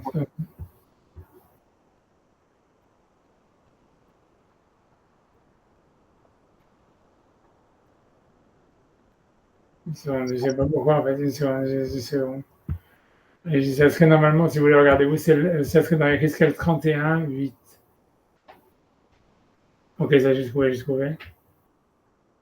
Je vais faire Jasmine, tu vois, ça veut dire ça. Attention. Arizim. Ok, Arazim. Ouais, Les cèdres. Ouais, les cèdres. Arazim lo amamuhu. Began Elohim.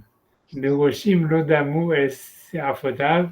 והרמונים לא היו כפורעותיו, כל עץ וגן אלוהים לא דמה אליו ביופיו. Donc ça veut dire, a priori, donc ça veut dire les cèdres dans le jardin de Dieu ne l'obscurcirent pas, les cyprès n'égalèrent point ses rameaux, et les platanes ne furent point comme les branches. Aucun arbre dans le jardin de Dieu ne l'a égalé par sa beauté. Donc ça, c'est sûrement quelque chose qu'il a vu dans sa vision prophétique. Tu vois, ça veut dire, tu vois, tout ça, c'est qu'il a dû avoir tu vois, c'est une vision qu'il a, tu vois. On peut regarder, tu vois, ça veut dire Ben Adam est mort al paro melach Mitzrayim belamono el midamita begodlecha. Ça veut dire, il dit, Ben Adam dit à Pharaon, le roi d'Égypte, et à sa multitude, à qui te compares-tu dans ta grandeur? Iné Ashur Erez Balebanon, Yefe Anaf, Choresh Metzal, Ugva Koma Ben Avotim, Aïtat Samarato. Moi, je lis la traduction en je voici, Achour est un cèdre du Libanon, beau par ses branches, ses rameaux étendus, sa tige élevée, et sous ses rameaux, touffieux était sa cime. Ok, ok, parce qu'au Liban, on c'est les sèvres. Maïm Gidlou Teom Romematou, et Naarotea Oler Seivot Mata'a, Betalotea Shilcha El Kol Asadé. Les eaux l'avaient nourri, l'abîme l'avait poussé en haut, les fleuves coulaient autour de sa plantation, il avait entendu ses canaux vers tous les arbres de la campagne. Alken Gava Komato Mikol Asadé, Batir Ben Assa Infotav, Veterachtav Porotav, Umaim Rabim Besholcho. C'est pourquoi sa tige s'est élevée plus que tous les arbres de la campagne, ses rameaux se sont multipliés et ses branches se sont étendues par la quantité des eaux quand il a poussé. Et bien, ça Fotav Kinenu Kol Afashamaim, Vetachat Parotav Yavdu Kol Chayet Asadé, Uvesilo Yashvu Kol Goim Rabim. Sur ses rameaux, tous les oiseaux du ciel ont fait leur nid, sous ses branches, toutes les bêtes de la forêt avaient fait leurs petits, sous son ombre, toutes les grandes nations l'ont habité. Oui, tout ça, ça parle du Liban. Veillef Begodlo Beorer Daliotav, Kaya Shorshon Elim Rabim. Il brillait dans sa grandeur, par sa longueur à ses pouces, car ses racines étaient prises de grandes eaux. Arazim, voilà, donc Arazim lo Amamu, Began Elohim, Beroshim lo Damu, El Seafotav, Harmonim lo Ayuk Eforotav, Koletz Began Elohim lo Dama el Aviofio. Les cèdres dans le jardin de Dieu ne l'obscurcirent pas, les cyprès n'égalèrent point ses rameaux, et les platanes ne furent point comme les branches. Aucun arbre dans le jardin de Dieu ne l'a égalé en sa beauté. Il y a fait à Sita Berov d'Aliotav, donc, Vaikan Uhu Kolate Eden, Hachem Began Elohim. Je l'avais fait beau par la multitude de ses pousses. Tous les arbres d'Éden qui étaient dans le jardin de Dieu lui portaient envie. Ok, je sais pas, tu vois quoi. Ça parle soit de l'Égypte, soit du Liban, j'ai pas vraiment compris. À moins que ça parle d'Israël, je sais pas. Ça parle d'Israël, à mon avis. Ouais, c'est vrai, parce que d'un côté, il dit parle aux Égyptiens. Parce qu'au début, il parle de peur des Égyptiens, et après, il dit le roi de Achour. On peut regarder, on va regarder. Après ça, c'est vraiment hors sujet, je me dis, des secondes.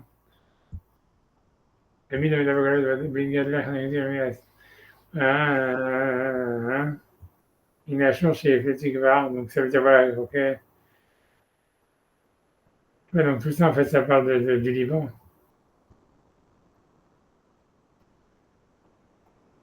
Des secondes, c'est pas les Targum, c'est pas les Assyriens ou Alex de Sidar, Lebanon. Donc c'est les Syriens. Ah oui, ça veut dire, en gros, on a le Liban, c'était tellement truc, on les a. C'est C'est ça. les Égyptiens, ça, on les a. C'est ça, c'est ça. C'est-à-dire le Liban, On a gagné, alors qu'est-ce que toi tu me veux, quoi? C'est exactement un truc comme ça. Ouais. Ok, bref, tu vois, ok, donc ok. Peu importe, maintenant, lui, ce que le Rambam lui veut avec ça, c'est cette histoire de dire que quoi, que. Donc, c'est La mais c'est dans la beauté, là. Ouais, c'est ça ce qu'il veut dire. Voilà. Vegan Elohim, Beroshim, Lodamu, c'est affotable. Et donc, c'est affotable, ça serait ses rameaux, quelque chose comme ça. Ou un truc comme ça, tu vois. Puisque l'eau amemu, ça voudrait dire obscurcir. Vegan Elohim, Beroshim, Lodamu, c'est Ifam. C'est-à-dire les Beroshim, c'est les cyprès, mais Galafa, c'est rameaux. Ok, donc lui veut dire Damou, ça veut dire ne ressemble pas. Tu vois, ou bien Il ne ressemble pas par la beauté. Ouais, ça veut dire tous les jardins, tous les arbres dans le jardin d'Elohim ne le ressemblaient pas dans sa beauté. Et donc lui veut dire, ok, donc lui veut dire comment est-ce qu'on peut comparer en fait les arbres du Gan Eden avec un pays sur terre qui serait le Liban, peu importe. Et il veut dire c'est impossible, donc ça veut dire que c'est juste de dire, et pourtant on te dit en plus que le Liban c'était plus beau que le jardin d'Éden, dans le sens littéral, donc il veut dire non, il y avait un aspect de la beauté qu'il y avait dans le Liban qui n'existait pas dans le jardin d'Éden. C'est ce qu'il veut dire, parce que sinon, si on expliquait différemment, ça voudrait dire que le Liban c'était plus beau que le jardin d'Éden, et ça c'est pas possible. Ça doit être ça sa preuve, ce qu'il veut avec ça. Je reviens donc dans le texte. Donc dans le texte, ça donne ça, une seconde. Ouais, donc il dit Bekol Etz Began Elohim le Dimot et la Veyofio. Ça veut dire donc tous les arbres du jardin d'Éden, ils ne ressemblaient pas donc au Liban dans sa beauté. Donc ça veut dire par là, donc Dimian Benyan Ayofi, ça veut dire que le Dimion du Liban avec le jardin d'Éden, il peut être que par rapport à la beauté. Et ça veut dire qu'il y a un aspect de la beauté, il y avait un aspect dans le Liban de la beauté du Liban qui n'existait même pas dans le jardin d'Éden. mais d'une manière générale, c'est sûr que le jardin d'Éden, il était supérieur au Liban, quoi. Tu vois, donc ça, ce qu'il veut dire. Il dit Hamat Lamo Kidmut Hamat Nahash. Donc là, donc Hamat Lamo, je pense là, c'est encore un verset dans les psaumes qui veut dire ils ont du venin comme le venin du serpent. On peut regarder si vous voulez, parce que tu vois, Dimyono Carrier, ou tu vois, donc lui veut dire, en fait, encore une fois, ça ne veut pas dire que les Réchaïm, ils peuvent sortir du venin qui est comme le venin des serpents, mais ça veut dire, en fait, c'est un côté semblable, quoi. Il y a quelque chose. Qu'est-ce que c'est Carrier? Qu'est-ce que c'est Après, Carrier? Dimyono Carrier, c'est un autre passage dans les psaumes qui dit, il ressemble qui ressemble à un ok. Tu vois, mais on peut regarder tous ces psukim dans les psaumes, tu vois. Ça veut dire, il veut dire, voilà, ça veut dire, donc il veut dire là-bas, ça parle des goïms, je crois, Dimyono Carrier. On va regarder, hein, C'est pas nous, Ariel? on va regarder. Non, c'est un pasouk. Ça parle des Réchaïm, je crois, tu vois, ou des goïms qui sont autour Ouais, d'Israël. les Goïm, ils sont Nachash et nous, on est Ariel, c'est ça? J'en sais rien. Non, c'est a priori, c'est les goïms là-bas. Dimyono Carrier, attention, je vais essayer de. Je sais pas pourquoi c'est. C'est en train de chercher 2 secondes. Ouais. 2 secondes, hein, ça va prendre du temps à.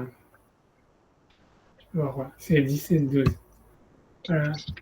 Donc le pasouk, il est là, tu vois, ça veut dire. Ça parle.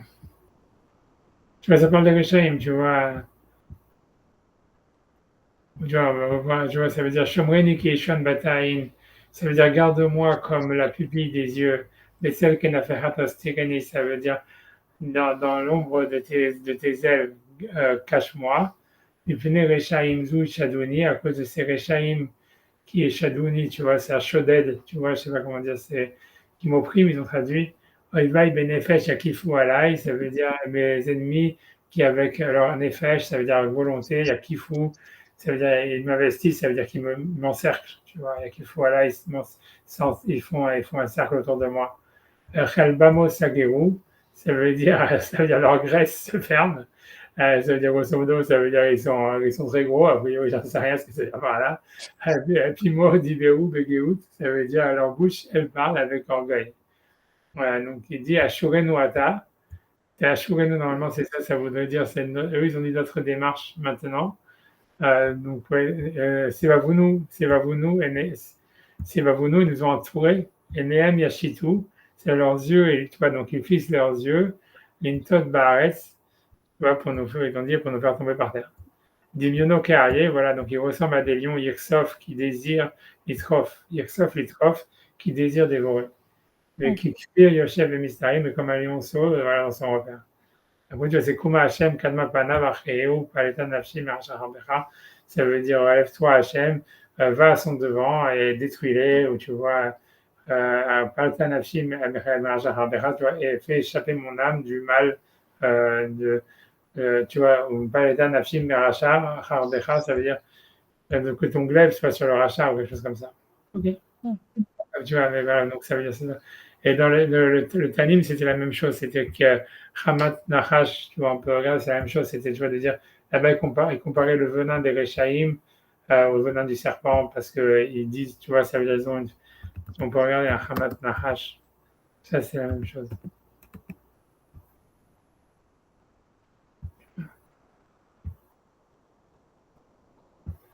Tu vois, ça veut dire, ça veut dire Zohu Réchaïm et Rachem.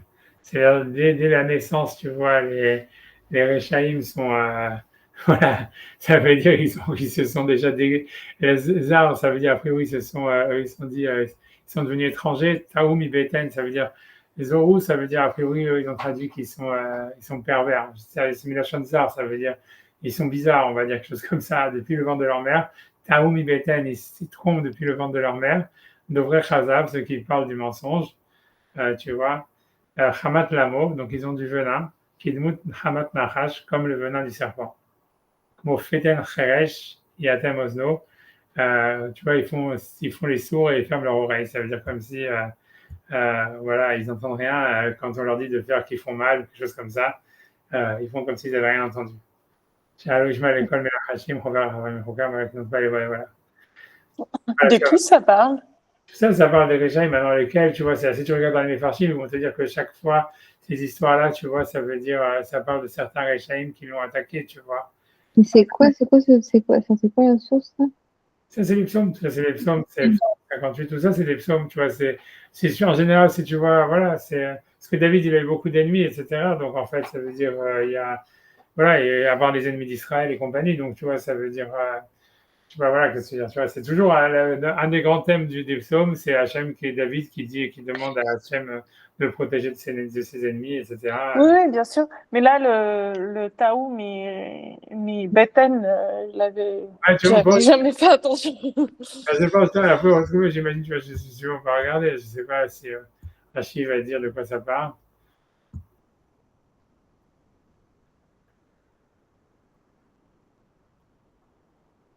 Aouna Mezebon, donc il dit Mizmor Ze Amar Al-Sheba El Amar Gal Asher Shaul Shochel Sham. Donc ça veut dire que ça c'est la fois où donc Shaoul était poursuivait David et donc à un moment donc là, David il a été réfugié dans une comment dire dans une grotte et donc quand tout le monde dormait il est venu prendre la cruche tu vois prendre une grue il a pris la lance et la cruche de Shaoul sur laquelle il buvait de l'eau et ensuite il s'est levé sur une montagne et il a dit voilà voilà, tu vois, j'ai pris la cruche et la lance tu vois, je dis à Shaoul, après ça, j'aurais pu te tuer, je l'ai pas fait, puisque tu vois, ça veut dire, tu vois, je sais pas si vous connaissez l'histoire, tu vois, ça veut dire, grosso modo, Non. ça veut dire, Shaoul, il voulait tuer David, c'était, parce qu'il avait été frappé par un roi Rahamet Hachem, c'est-à-dire Shaoul, en fait, il rentre en dépression, quelque chose, je sais pas quoi, parce que j'ai pas de meilleur mot pour dire qu'est-ce que c'est exactement comme problème, tu vois, mais ça veut dire, il est possédé le passage qui dit qu'il est possédé par un esprit rare qui venait d'Hachem. C'est la seule fois dans tout le Tanakh où on voit un esprit mauvais qui vient d'Hachem. Et peu importe ce que ça veut dire, tu vois, c'est très très très très compliqué, obscur, tu vois, je veux dire, ça veut dire dans l'histoire, ça veut dire que tu vois, si tu veux, dans le Tanakh, il y a des gens, tu vois, qui sont possédés par des sortes d'esprits mauvais. Mais en fait, ce qui est bizarre, tu vois, c'est que ces esprits mauvais, en fait, on a l'impression qu'ils sont pas d'origine démoniaque ou quoi que ce soit, mais ils sont d'origine d'Hachem lui-même, quoi. Comme ici, quand Shaoul, si tu veux, il veut tuer David, etc. En fait, on te dit qu'il va le poursuivre, etc. Même jusqu'à ce qu'à la fin, quand il va se suicider, qu'il va tuer aussi tous ses enfants avec lui. En fait, tu vois, on dit que tu vois, c'est un roi Ra qui venait d'Hachem. Et c'est pour ça que tu vois le passou qui dit qu'en fait, il a le Gan Eden, il a le Olam Haba, etc., un sadique, etc. Même si on ne comprend pas du tout comment c'est possible, tu vois. Un peu la même chose si tu vas avec Shimshon et toutes les histoires qu'il a. Tu vois, on voit bien qu'il était annoncé par Hachem depuis le début. Et que tu vois, c'est pas. Tu vois, ça veut dire, voilà, on ne peut pas comprendre exactement. Tu vois le truc, mais voilà, des fois, quelqu'un, il peut être possédé par quelque chose, tu vois, par un esprit rare qui vient d'Hachem. Et donc, grosso modo, là-bas, Shaoul, donc, il est possédé par cet esprit mauvais qui le dit, si tu veux, qui le pousse à, comment dire, à la tuer David, bien que c'est son gendre, etc. On va dire bien que c'est son gendre parce que c'est son gendre. Aujourd'hui, malheureusement, dans les familles juives, on voit ça beaucoup. Et ça veut dire qu'on a aussi dans la paracha de la semaine avec Laban qui veut tuer Yaakov. Et ça veut dire, donc, ça veut dire que, grosso modo, donc il veut tuer son gendre, etc. Donc il parle de sa poursuite partout. À un moment, si tu veux, et si tu veux, les gens, les juifs en général, ils sont du côté de Shaoul. Ils n'aiment pas David, etc. Parce que si tu veux, David, il n'est pas, bien qu'il a tué Goliath, à ce moment-là, il était populaire, etc. Mais du fait que, en fait, il a, tu vois, ça veut dire il y a, en fait, pour expliquer l'histoire, c'est que, bah, c'est vraiment hors sujet, mais ça veut dire l'idée, c'est que quand David, il est poursuivi par Shaoul, David, il a peur aussi qu'on s'en prenne à sa famille. Ça veut dire à ses frères et sœurs et à ses parents. Et donc, en fait, si tu veux, David, il fait une très, très, très mauvaise décision. Ça veut dire, c'est de dire, on dit, ouais, nous, en fait, si tu veux, il dit, nous, on est Moabites à la base. Donc, il demande au roi de Moab, en fait, de protéger ses frères et sœurs et sa famille. Et donc, toute sa famille, si tu veux, elle est réfugiée chez le roi de Moab. Et si tu veux, c'est une mauvaise décision pour plein de raisons, parce que d'abord, ça l'a rendu, politiquement, c'était une super grosse erreur, parce que ça l'a rendu super impopulaire chez les Juifs, en disant, ouais, ce type-là, en fait, il est pas, tu vois, il est pas net, tu vois, par rapport à son judaïsme, etc. Et voilà. Et en plus de ça, c'était une super mauvaise erreur, parce que le roi de Moab, en fait, qu'est-ce qu'il a fait? Il a pris la famille de David, etc. Il les a tous massacrés. Donc finalement, c'est pour ça qu'on n'entend plus jamais parler aucun ni des frères et sœurs de David, ni des parents de David, ni rien, parce qu'en fait, tu vois, ça avait été, voilà. Tu vois, c'est des erreurs, tu vois, que David, il a faites, mais il en a fait pas mal. Mais tu vois, mais dans tous les cas, dans cette histoire-là, ça veut dire que donc il est poursuivi, et donc à ce moment-là, à un moment, donc il est dénoncé par les Juifs. Partout où il se cache, et chaque fois il se fait dénoncer par les Juifs qui le rapportent à Shaoul. Shaoul, il arrive, et donc à chaque fois, miraculeusement, plus ou moins, si tu veux, David, ça veut dire il est préservé. Dans cette histoire-là, c'est la fameuse histoire où en fait, donc Shaoul, il cherche David, etc. Et David, finalement, il se réfugie dans une grotte. Et c'est la fameuse histoire, ça c'est pas marqué dans le texte, mais qu'il y a l'histoire avec l'araignée, que en fait les araignées elles avaient fait des toiles d'araignée, et que en fait, si tu veux, donc Shaoul il a pensé qu'il y avait personne dans la grotte, donc si tu veux, donc il arrête sa poursuite, mais il dit il bivouaque si tu veux là-bas. Et donc en fait avec son armée, c'est avec toute sa garde qui était venue pour chercher et tuer David. Donc pendant la nuit, David lui il sort de la grotte et il va prendre en fait la cruche, la lance de David, de Shaoul, puisque tout le monde dort. Et donc il prend la lance de Shaoul et la chavite. A priori c'est l'écuelle, j'en sais rien, là, avec quoi il buvait. Tu vois, peu importe ce que c'est. Est-ce que c'est le truc pour faire des tilates yadayim? J'en sais rien. Mais tu vois, mais en tout cas, donc il prend ça. Et donc le lendemain, donc après ça, il attend que l'armée elle dégage. Et après ça, il monte sur le haut de la montagne et il montre à Shaoul en disant ah voilà, tu vois, j'aurais pu te tuer hier soir parce que je t'ai pris ta lance et je t'ai pris ton écuelle et tout ça, et je ne l'ai pas fait, donc tu vois en fait que j'ai rien contre toi. Et après ça, il insulte le général de l'armée, le chef de la garde de David, de Shaoul, qui est Avner, en lui disant, tu vois, en fait, tu fais vraiment un mauvais job et tout ça, parce que tu dormais, tout le monde dormait, et moi j'aurais pu tous vous tuer, vous êtes des incompétents, quoi, grosso modo. Ça, c'est ce qui se passe là-bas, tu vois. Et donc maintenant, Rachid, donc j'ai vous ça pour situer Rachid, quoi, qui dit que c'est là-bas où ce psaume il a été dit. Tu vois, ça veut dire, mais amusement, Shamar Shiva à la Margal, à Shaoul Shokav Sham, donc il est parti dans le Margal, je sais pas, dans le campement où ils ont traduit barricade, tu vois, ils ont traduit où Shaoul il dormait, mais la carte Achanit va être à et il a pris sa lance, et ça veut dire son écuelle. Balachlo, il est parti, le Karam Alot Tahane Avner. Et après, le lendemain matin, quand ils étaient en train de sortir de la montagne, il est monté sur la montagne en disant réponds à Avner. Ça veut dire toi tu dois parler à Shaoul, en fait, Rachid interprète, et lui dire et lui montrer que Shalchina Mourot Feni, que c'est pour rien qu'il veut m'attaquer, chez nous Atziti a active. Ça veut dire si j'aurais voulu, j'aurais pu le tuer. Ça veut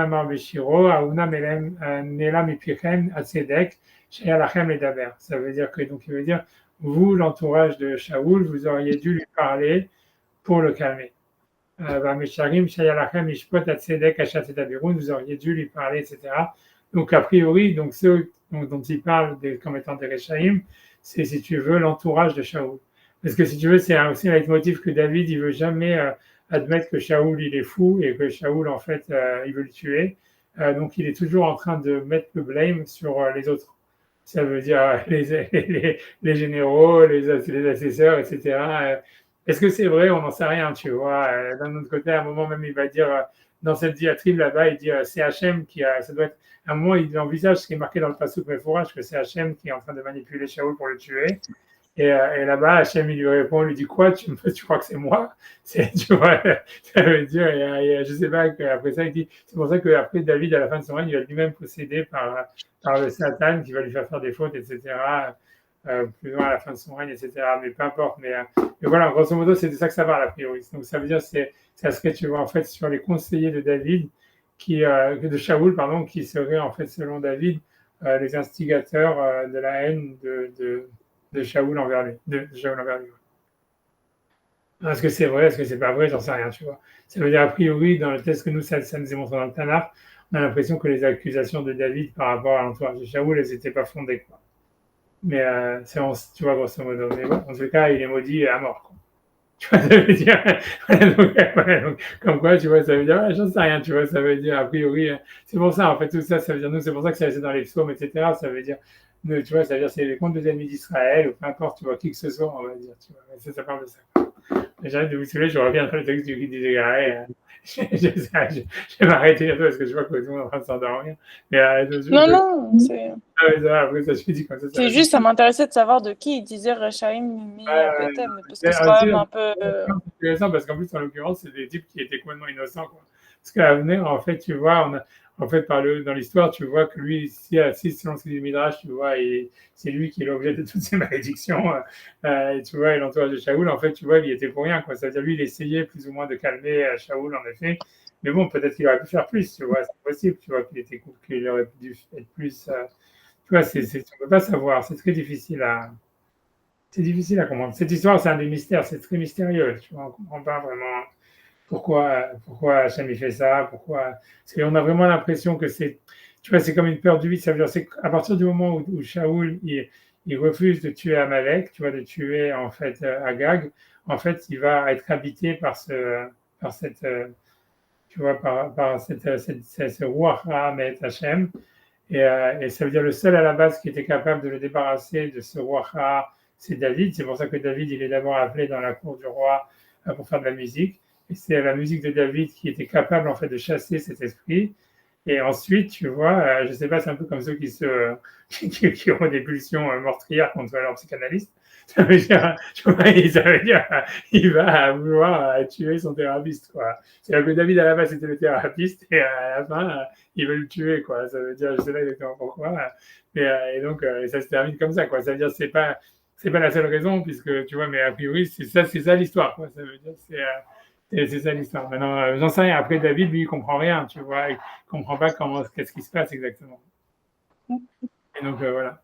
Je sais pas, je vais donner whatever it is, tu vois, ça veut dire, j'en sais rien, c'est très étrange. Voilà, j'ai pas envie de continuer, mais ça veut dire, c'est sûr que c'est intéressant en lui-même, tu vois, que David, en fait, d'une certaine manière, il n'arrive jamais à comprendre, en fait, qui lui en veut, qui sont ses amis, qui sont ses ennemis, et tu vois, et en fait, il est toujours en train de prier à Hachem, tu vois, ça veut dire, par exemple, tu vois, il pensait que le roi de Moab, c'est ses amis, et donc il envoie ses familles là-bas pour se faire protéger, et finalement, c'est eux qui les tuent.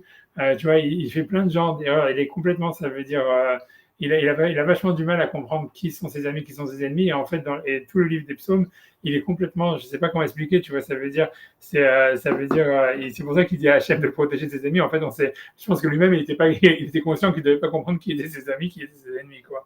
Et que c'est pour ça, en fait, que c'est toujours comme ça, tu vois. Ça veut dire parce que lui, il comprend que tout le monde lui veut du mal, qu'il est dans une situation catastrophique à chaque fois, et que c'est parce que des gens l'attaquent. Mais en fait, on a l'impression qu'il n'arrive jamais à comprendre vraiment qui c'est qui est contre lui, d'où ça part, tu vois, et que il est toujours en train si tu veux, de culpabiliser, ça veut dire d'accuser des gens qui en fait lui ont rien fait et qui sont même de son côté, et d'un autre côté, si tu veux, de penser, de faire confiance à des gens en fait qui à la base, tu vois, ils vont le trahir, tu vois. Et je ne sais pas exactement. Et dans les psaumes, tu vois, il est toujours en train de prier à Hachem, sauve-moi de mes ennemis, sauve-moi de ça. Alors, c'est pour ça qu'en fait, c'est pas défini parce que je pense que lui-même, il savait pas qui étaient ses ennemis, tu vois, ni qui étaient ses amis, ni qui était le tzaddik, qui était les rajats, il sait pas, donc il prie à Hachem comme ça, tu vois. Un truc, tu vois.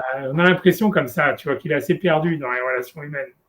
Tu vois, et voilà, voilà, ouais, tu vois, j'avance, tu vois, j'avance. Donc en tout cas, dit voilà, donc ils ressemblent à des lions qui veulent dévorer. Donc ça c'est clair. Par contre, que quand il devient roi d'Israël, là, ça veut dire autant dans sa famille, tu vois, on voit clairement qu'il comprend rien.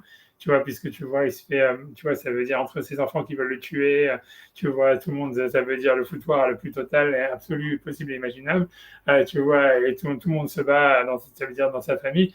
Autant, tu vois, dans tous ses rapports humains, ça veut dire de l'intime, il est complètement, tu vois, à l'ouest.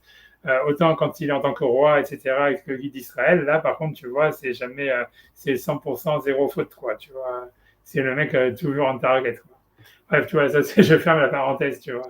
Tu vois, c'est assez intéressant. Je pense que ça, on voit ça chez beaucoup de personnes, quoi. Il y a plein de personnes, tu vois, qui sont dans le niveau de l'intime et tout ça, ils sont complètement à l'ouest. Et quand c'est pour prendre des décisions politiques et tout ça, au niveau, ils sont dans le business, ils sont très bons, tu vois, et ça, tu vois ça souvent. Tu vois, c'est rare quand des gens qui sont, en fait, ils sont au niveau, tu vois, au niveau des relations humaines, émotionnelles, etc., ils sont bons et qui sont en même temps bons dans le business, c'est rare, tu vois, ou qui sont, tu vois, c'est en général, tu vois, David, dans tous les cas, il est comme ça, tu vois, ça veut dire, il sait exactement, tu vois, quand il devient roi, il est complètement toujours, il va toujours attaquer les ennemis, gagner les batailles, tu vois, il va imposer Israël, tu vois, comme étant la plus grande puissance du Moyen-Orient, mais dans sa famille et tout le reste, c'est complètement le foot, tu vois, c'est complètement n'importe quoi. Bon, bref, tu vois, donc j'avance, tu vois, ok, donc je reviens sur l'histoire. Donc il a fait ressembler de Dimino Carrier, Kulam Dimion Baïnian, donc ça veut dire tout ça, donc ça veut dire que ça ressemble d'une certaine manière. Lo Bitmuna Vetoar, et c'est pas que ça a la forme, donc il veut dire que ça, c'est pas, donc quand on dit qu'on est Bidmout, Hachem il a fait l'homme Bidmuto, ça veut dire qu'il lui ressemble sur un certain point de vue. Maintenant, on ne sait pas quoi.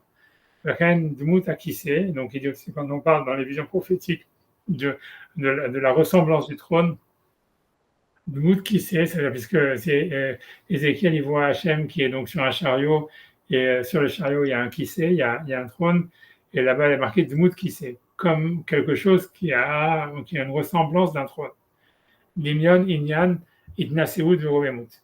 Donc lui, il dit, voilà, donc ça veut dire que quand il voit un Dmout qui sait, c'est pas qu'il a vu en fait la forme d'un trône, mais c'est quelque chose qui symbolise la surélévation et la hauteur. Lo birivua, veovio, vearikut raglav. Et pas que c'était un trône qui était carré, qui avait une certaine profondeur et qui avait des pieds de telle ou telle taille. Moi, chez vous à Inyan, comme ça a l'air, ça veut dire comme je sais pas ce que veut dire avec Aïnian, je sais pas comme on pense, j'imagine comme les gens ils pensent dans le sujet ou quelque chose comme ça. Arani peut-être, je sais pas. Je sais pas, pour moi ça voudrait dire, je pense ici qu'il y a une erreur, c'est Amon. Je sais pas ce qu'il dit avec Aïnian. J'aurais dit plutôt, tu vois, Amon, ou je sais pas, pour moi c'est bizarre. Enfin bref, comme ça a l'air du sujet, on va dire. Et ainsi quand on parle, tu vois, donc de la ressemblance des Chayot à Kodesh, donc il veut dire que c'est quelque chose, ça ressemblait à des animaux, donc dans la vision de Ézéchiel, mais ça veut dire qu'il y avait quelque chose de l'animal dans ces anges. Vekasha yuchad adam benyan sheu zar bo meod. Donc Vekasha yuchad adam benyan sheu zar bo meod. Et donc ça veut dire comment on peut spécifier sur l'homme donc quelque chose qui est très étrange. C'est ce qui veut dire, c'est la traduction des mots. Machenken bedavar minamimsaot mitahat galgal ayareach. Ça veut dire quelque chose qu'on ne trouve pas ça veut dire quelque chose qu'on ne trouve pas dans les existants qui sont dans le royaume sublunaire. Ça veut dire qu'il veut dire que, ce qu'il veut dire par là, il veut dire maintenant, il veut expliquer c'est quoi le Dmout, qu'est-ce que c'est encore qu'on est Bidmuto, Betsalmo, Kidmuto. Il veut dire en fait, c'est qu'il y a chez l'homme quelque chose de très étrange, de très bizarre, qu'on ne retrouve pas dans rien de ce qui est en dessous du monde sublunaire. Parce que le monde sublunaire, ça veut dire chez les Grecs et chez Maïmonide, ça veut dire le monde qu'on connaît, quoi. Ça veut dire, puisque ce qu'il y a au-dessus, on connaît pas grand-chose. Ça veut dire, on ne sait pas grand-chose. C'est ce qu'il y a au-dessus de la Lune. Donc, il veut dire en tous les cas de ce qu'on voit de notre monde qu'on connaît. Donc, c'est quoi la chose qu'on retrouve nulle part dans le monde sublunaire que chez l'homme? Encore une fois, la même chose. Le mot asaga sikhlit, ça veut dire c'est la perception intellectuelle. Ashéalo Ishamesh Bourkouch, qui n'a pas besoin, qui n'utilise pas des sens, Velo Maasegouf, ni une action dans le corps, Velo Yad Velo Regel, ni la main, ni besoin d'un pied, ni d'une main, ni d'un pied. Donc il dit, c'est ça, encore une fois, pour lui, c'est la même chose que le Tzilam et le Dmout, en fait, ça revient toujours à la même chose, c'est la perception d'abstraction, la capacité d'abstraction, la perception, la capacité intellectuelle. Donc il dit, Dima Ota, Bea Sagat Abore, ça veut dire on l'a fait ressembler à quelque chose de la perception du créateur, Asher Ena Bikli, puisque lui aussi il n'est pas dans un ustensile, ça veut dire qu'il n'a pas de fonction, il n'utilise pas un membre ou quelque chose ou une forme pour agir ou pour exister. Voilà, donc c'est ce qui veut dire. Donc le Dmout, ça reviendrait toujours à cette même idée de Saga Sikhlit. Il dit après, il dit Vemeno Dimion Behemet, ça veut dire mais malgré tout, c'est clair que même si on a cette perception intellectuelle, c'est pas vraiment qu'on ressemble à Dieu à travers la perception intellectuelle. Il veut dire Aval Lenire Minadat Techila. Donc, mais ça veut dire que c'est quelque chose. Il veut dire Lenire Minadat Techila, ça veut dire quelque chose qu'on verrait par l'esprit au début. Ça veut dire c'est tellement étrange dans le monde. Ça veut dire cette perception intellectuelle qu'elle existe dans le monde de la matière qu'en fait c'est quelque chose qui a l'air de ressembler, j'imagine un truc comme ça, tu vois, Nire Minal Tequila, ça nous donne d'une manière, quand on est, comment dire, j'ai oublié le mot en français, souvent, c'est quand on est, sans réfléchir, on fait par réflexe, on dit d'une manière spontanée, ça veut dire que d'une manière spontanée, on va dire que c'est à l'image de Dieu. Dans le sens où c'est quelque chose de tellement étrange, de tellement bizarre, de tellement non naturel, en fait, que c'est à l'image de Dieu. Comme Dieu, il est non naturel, non compréhensible, etc. C'est cette étrangeté, en fait, qui serait à l'image de Dieu, qui serait à la ressemblance de Dieu. C'est pour ça qu'on dit à l'homme à ce sujet, donc il est bidmout Elohim, c'est dans le sens où il y a cette étrangeté, de la manière que l'étrangeté d'Hachem par rapport au monde de la matière, elle est donc incompréhensible, etc. Ainsi, si tu veux, l'esprit humain par rapport à la matière, elle est incompréhensible, et la conscience humaine, elle est incompréhensible ou bizarre, ou quelque chose comme ça, ou extraordinaire. Donc ça veut dire c'est le fait que l'homme, malgré son corps, etc., il est un sechel eloki, ça veut dire une perception divine, tu vois, qui lui collait. Shu betzelem elokim bidmuto. Donc voilà, donc c'est en ça qu'il est dans le tzelem elokim et à sa ressemblance, dans le fait qu'il est donc quelque chose de voilà de quelque chose qui est incroyable. Ça serait ça dans le dmout en tous les cas. Dans la matière, quelque chose qui est incroyable dans la matière, c'est la conscience humaine, elle est incroyable dans le monde de la matière, comme Dieu ou quelque chose comme ça. Lo shachem idbar, gouf shiye baletmuna. Tu vois, ça veut dire, mais pas que l'homme, Hachem, il aurait un corps ou qu'il aurait une forme. Voilà. Donc c'est la fin du premier chapitre du Guide des Égarés. Ça veut dire, Et j'ai juste une question. C'est très intéressant comme point de vue, mais pourquoi Dmout et Tselem, ça ferait référence à la même chose? c'est pour ça, moi aussi, je suis d'accord que c'est faible hein, de dire ça. Ça veut dire que de dire que tu vois, ça veut dire exactement. Je veux dire pourquoi. C'est sûr que c'est bizarre. Honnêtement, tu vois, je sais pas si les commentaires en bas ils disent quelque chose, tu vois. Moi aussi, ça veut dire que j'ai pas, il y a pas dedans tous les commentaires normaux qu'il y a. Je sais pas. Il faudra regarder, tu vois. Je sais pas, je suis d'accord avec toi que c'est faible. Moi aussi, je m'attendais à ce qu'ils Non, disent mais je sais pas si c'est faible, mais c'est bizarre parce que le Tselem, je trouve que ça s'explique bien et tout ce qu'il a dit sur le Dmout, d'accord. Mais après, j'ai pas vu sur en quoi Dmout, ça serait comme le Sechel. Je sais pas, j'ai l'impression, c'est ce qu'il c'est veut dire. bizarre. Ouais, on a l'impression Oui, aussi. non, mais il l'a dit, mais Ah pourquoi non, un deuxième mot qui veut dire qui je suis voudrait d'accord. dire, ferait référence à la même chose? C'est-à-dire que tous les autres commentateurs, ils vont essayer de dire que le CM c'est quelque chose et le mood c'est quelque chose d'autre, tu vois. Si tu veux, on va regarder, je sais pas, je vais regarder les autres commentateurs dessus, c'est là qu'on pourra regarder le Nefesh HaChaim, tu vois, c'est que, tu vois, qu'il commence, tu vois, etc.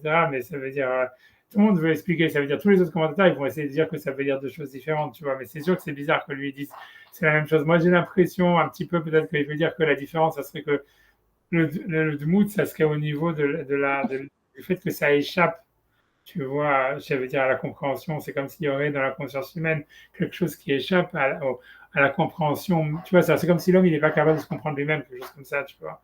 Il n'est pas capable de comprendre comment ça se fait qu'il existe dans un corps. Et ça serait ça, tu vois, comme. Donc là, quelque chose, parce qu'il a dit, c'est quelque chose d'art, tu vois, quelque chose qui est bizarre, qui est étrange, qui est incompréhensible, tu vois. Donc je pense que dans le côté du Dmout, on a l'impression que c'est.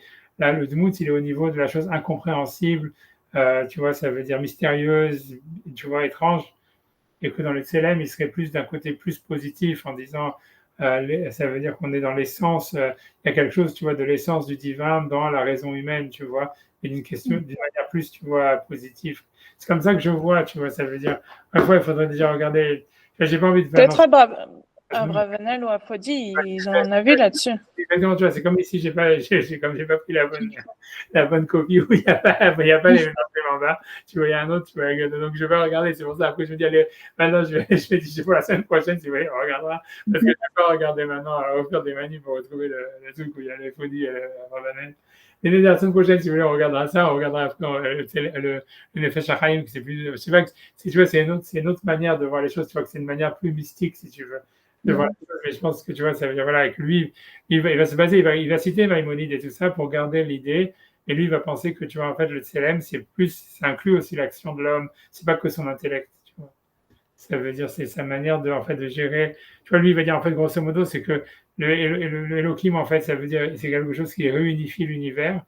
Et lui, donc, il pense que l'homme, en fait, c'est ça, il est donc le Tselem Elohim dans le sens où il a cette capacité de donner une unité, de réunifier l'univers à travers ses actions.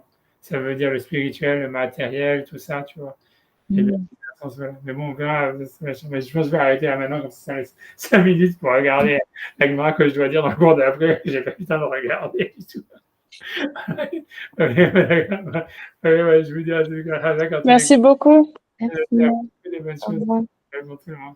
Et au revoir. Au revoir. Au revoir.